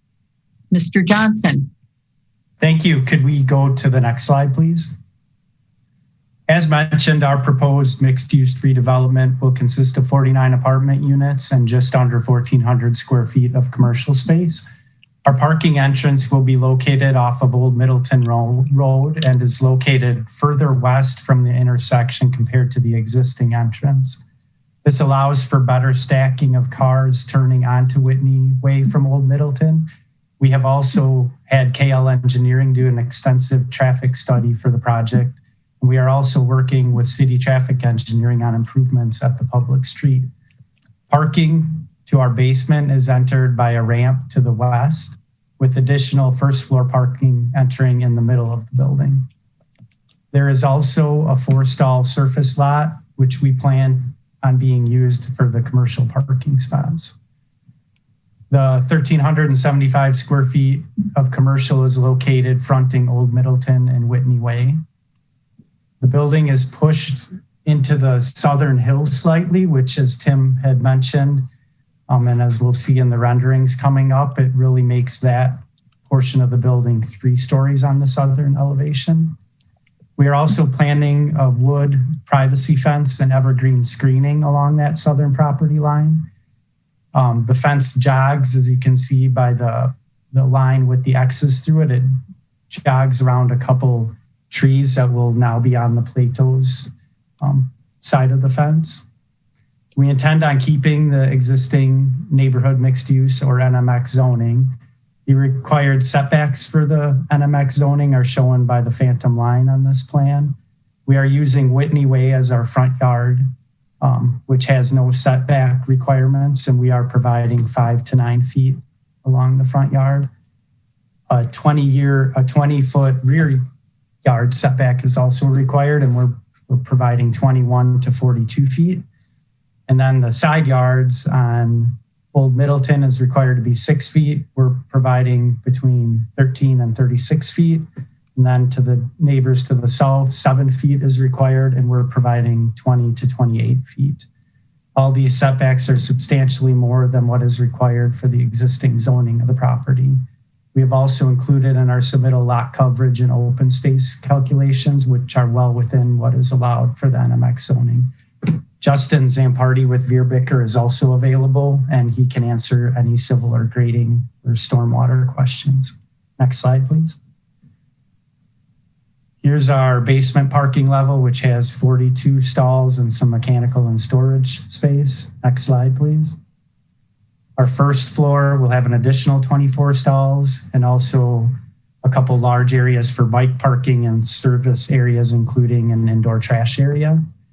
The remaining first floor areas have the main apartment lobby, exercise, and the commercial space on the corner. Thank you, Mr. Johnson. That concludes your available time. The next registrant is Donald Schrader, 7601 University Avenue, Middleton, in support, wishing to speak and representing Knothi and Bruce Architects. Mr. Schrader. Yes, if you can hear me. Yeah. Okay, thanks. I'd like to move to the 5th or 6th slide, please. I think there's 2 more after that. There we go. I'll be reviewing the exterior design. This perspective of the building is taken from the corner of Whitney and Old Middleton Road, looking to the southwest. We are using a residential style of architecture with a mix of materials and colors that were slightly adjusted from our meetings with the neighborhood. The dark chocolate color represents shake siding, the light tan represents horizontal siding, and the trim is off-white, and the base will consist of a natural stone veneer. This view also shows how we modified the massing at the corner after our meetings with the neighborhood and city staff by using 3-story elements with the 4th floor step backs to break down the scale of the building along the public streets. Next slide, please. This slide is similar, but it's looking more up Whitney Way. Here on this slide, you can see the commercial on the corner, and also where it's stepped back on the upper floor is also the roof terrace that connects to the community room. Next slide, please. Here, the building is shown from viewing across Old Middleton Road, looking to the south. And this shows off of Old Middleton Road, and it shows where the commercial parking is and for the visitors, and also where the driveway is for access and the garage door for the apartments. Next slide, please. This view shows the proposed building from Whitney Way looking down the south property line. Here you can see how we use the existing grades to hide the first floor parking and bring the scale of the building facing the existing residential to 3 stories. This also shows that we are implementing a 10-foot step back on the upper floor to further reduce the perceived scale of the building from the existing residential to the south. Next slide, please. This is a view from the deck of the neighboring residential building, which is the Plato residence. Here we use the grades and locations of the existing trees shot by Veerbecker to represent the view as accurately as possible. This area along the property line is where we will work with the current residential owners to install fencing and additional landscaping as agreed upon. And that part right now is not shown, but we're continuing to work on that.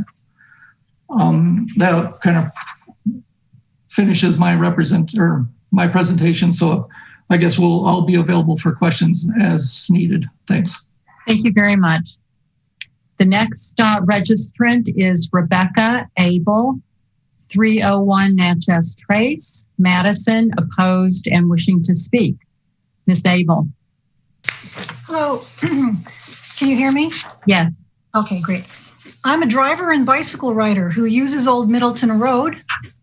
I am in opposition of the number of apartment units proposed for this site due to the location, which creates a safety hazard for bicycle riders and drivers.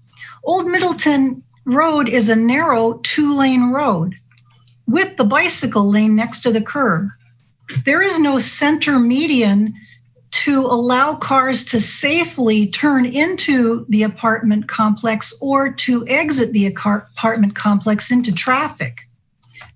I repeat, it's just a narrow 2-lane road. Plus, this location is right next to the intersection, which has a left turn lane that is not long enough during rush hour as it is.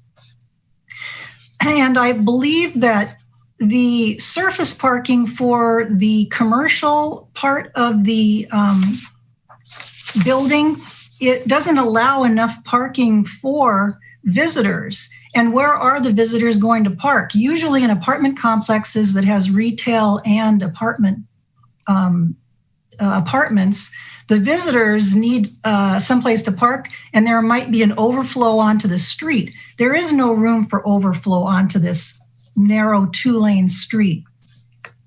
I understand that the landowner or developer want to maximize profit by building as many units as possible, and the city wants more affordable housing units. But it's important to consider the appropriateness of the location, the appropriate size, and the safety of users of the street. I believe it should be a smaller project, and I believe the traffic study is flawed. It mentions a 2017 city study in which doesn't take into account the increase in traffic we've had since then. It mentions a 2019 summertime study when there is less traffic during summer. And also it mentions that we now have the 2020 pandemic, and you can't really tell at all what the traffic flow is. So I believe that's a flawed traffic study, and it should be a smaller size. There should be less people trying to go into the Old Middleton Road like that, because there's no improvement to the road that you can do. It's very narrow, and there should be a median strip that allows safety, and there can't be. And this is the wrong place for that size of apartment building. I mean, if you really go and drive it during rush hour, you will see. Thank you for your consideration. Thank you, Ms. Abel. The next registrant is Nathan Tredinnick of Winwood Way in Madison, opposed and wishing to speak. Nice job on that last name. Am I audible? Yes, you are. Ah, great. Okay, thanks. Thanks for letting me speak. I just want to say I'm really surprised to have found this whole, the last 3 hours to have just zipped right by. I really appreciate everyone's engagement with these issues, and this has all just been really eye-opening and interesting. Lots of stuff tonight about density and people not wanting developments to move forward in their precise area. You know, I fully acknowledge that Madison's population continues to grow, and in general, I'm excited about further development for our area and even for our neighborhood. There's a lot of empty space. There's a lot of space that could be used way more efficiently. That said, I am very opposed to this project development, as the building, as noted by some of my neighbors, feels just far too big for the space, far too transformative. The public comments doc on the city website actually does a really great job of sort of summarizing a lot of the neighborhood concerns and complaints, which I think are directly tied to the development's need for conditional use considerations. It's too large for the space. It's too large for the neighborhood. And I've been here listening for many hours because I wanted to voice my concerns. I'm freaked out about the fact that this large development is being put right in back of another family's house in its current state. It's so large, it is going to dominate their presence in that house. It's going to be such an increase in noise and such an increase in light. It boggles my mind. The impact on traffic, as noted, I think the traffic study, even in its flawed state, as the previous speaker said, still alludes to a large increase in the amount of traffic and congestion that we're going to be seeing at peak drive times. Alder Rummel noted earlier tonight that you here on the committee hear a lot about people concerned about intersections. And so that, you can have kind of cynical ears and that's the thing that everybody always worries about. But I'll tell you, this intersection is already problematic, particularly at peak traffic hours. And even the traffic study supports the idea that it's only going to get worse with development, with this development. I'm also just concerned about overall increase in density in this area. There are a lot of new apartments coming up right around here. I have doubts that the market will support them all. I'm concerned that there's going to be impact to property values from all of them with empty spaces. And I think that a building half the size would suit the area of the neighborhood just so much better. If it is full, I think it's going to be problematic because of all the people. And if it's not full, I think it's going to be problematic for economic reasons. And then I have to question why this space is being considered for a development this large when there are so many spaces close by that are either empty, vacant, much more suitable for this level of development. And then finally, I just have to very quickly note that I'm concerned about all the trees that are going to get taken out. We live in this area because it's a green space, and this development will make it substantially less green. That's it for me. Thank you. Thank you very much. That concludes the registrants who wish to speak. We also have Justice Zampardi in support, not wishing to speak, but available to answer questions representing FLAD development. And that is it. Are there questions of any of the registrants? Questions of any of the registrants? Seeing none, I will close the public hearing. Questions of staff? Questions of staff? Seeing no questions of staff, I would be looking for a motion.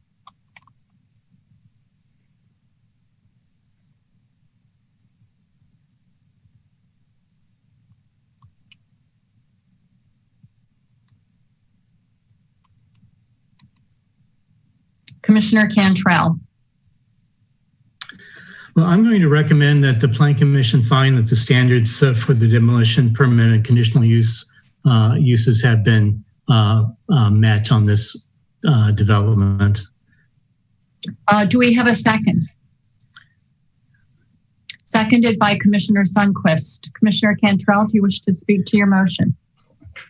I went out to the site. I looked at it. I'm disappointed that a number of trees will be taken out by this development, but I do think that the applicant has really tried to address the impacts on the adjoining neighbors by the larger setbacks, the step backs, and this intersection at Whitney and Old Middleton Road is a pretty busy intersection, and I think this building is a transition building for this area. And that's why I'm recommending it in support, and hope that the other commission members also support it. Thank you, Commissioner. Are there other comments, discussion? Alder Martin. Hello. Thank you, Chairwoman Zellers. I would like to express my support for this project. I find that Commissioner Cantrell's motion really gets to the meat of it, and that this should be or the demolition permit should be approved, and the conditions have been met. This is consistent with neighborhood and comprehensive plans, and this is the kind of place that we do need to increase housing. It is near to bus lines and potential BRT lines, and I think that's really important. I also know that as Commissioner Cantrell said, that the developers have worked really hard to talk with the neighbors in order to make things or get to yes and make things work with them. So I hope that this is something that Plan Commission will approve. Thank you. Thank you, Alder. Any other discussion? Seeing none, we do have a motion and we will come to a vote. I will assume unanimous consent unless I see a raised hand to object. Seeing no raised hands, the motion passes unanimously. And that concludes all of the items on our agenda. And so I would be looking for a motion to adjourn, moved by Commissioner Sundquist, seconded by Commissioner Cantrell. I actually had a question that didn't, I'm sorry. I was trying to ask back during the Secretary's report. I wonder if I could do that real quick. Oh, yes, please do. Sorry, thank you. Yeah, no problem. Just spurred by one of the items on our agenda this time, it made me think the Oscar Mayer plan, we were going to preemptively rezone some of that or all of it. And I just wondered when we might be seeing that. And if you could just quickly update us on that. Sure, certainly. I think that staff have been working on that in conjunction with trying to think through which streets within that plan area to officially map. One of the items that's going to be coming out shortly, given what I think is interest and sponsorship, is the brand new regional mixed use zoning district. And so what we wanted to do is wait until that district is available for use. And again, that's the district that we talked about in late July that would basically be similar to the UMX urban mixed use district, but for use outside of downtown. We think that that district lends itself well for portions of the Oscar Mayer special area plan area. And so I imagine that that will be introduced in November and could be applied, early next year to the site. So is staff concerned at all that we run into another Amazon type situation where, it's waiting to be rezoned and somebody comes in? Would it be useful to zone it to ag or something in the meantime, just to preclude that? That's another good question. That's something that many years ago we had talked about doing with the Royster Clark site. I think that, today rezoning that to ag would be extremely inconsistent with our plan recommendation, and I'm not sure we'd be able to find a way to meet state statutes in order to rezone that to ag. I don't have any concerns based on anything that I know in that area, but you raise a very good point, and we need to, get moving on a carefully thought out rezoning. If you look at that plan map, the future land use map, it is going to be kind of complex. There are many properties that we're going to need to survey and that aren't congruent with existing parcels today. And so it's going to be quite an effort and include staff from our engineering mapping section in order to create legal descriptions of the areas to be rezoned. It's not something we can do super quickly, but it's definitely something on our radar screen that we're working on right now. Okay. Well, if there's some stopgap thing that we can do to preclude the Amazon situation, it might be worth thinking about. I'm not going to push it.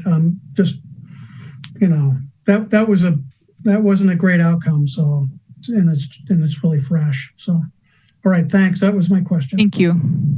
Thank you, Commissioner, for raising that. Anything else before I look for a motion to adjourn?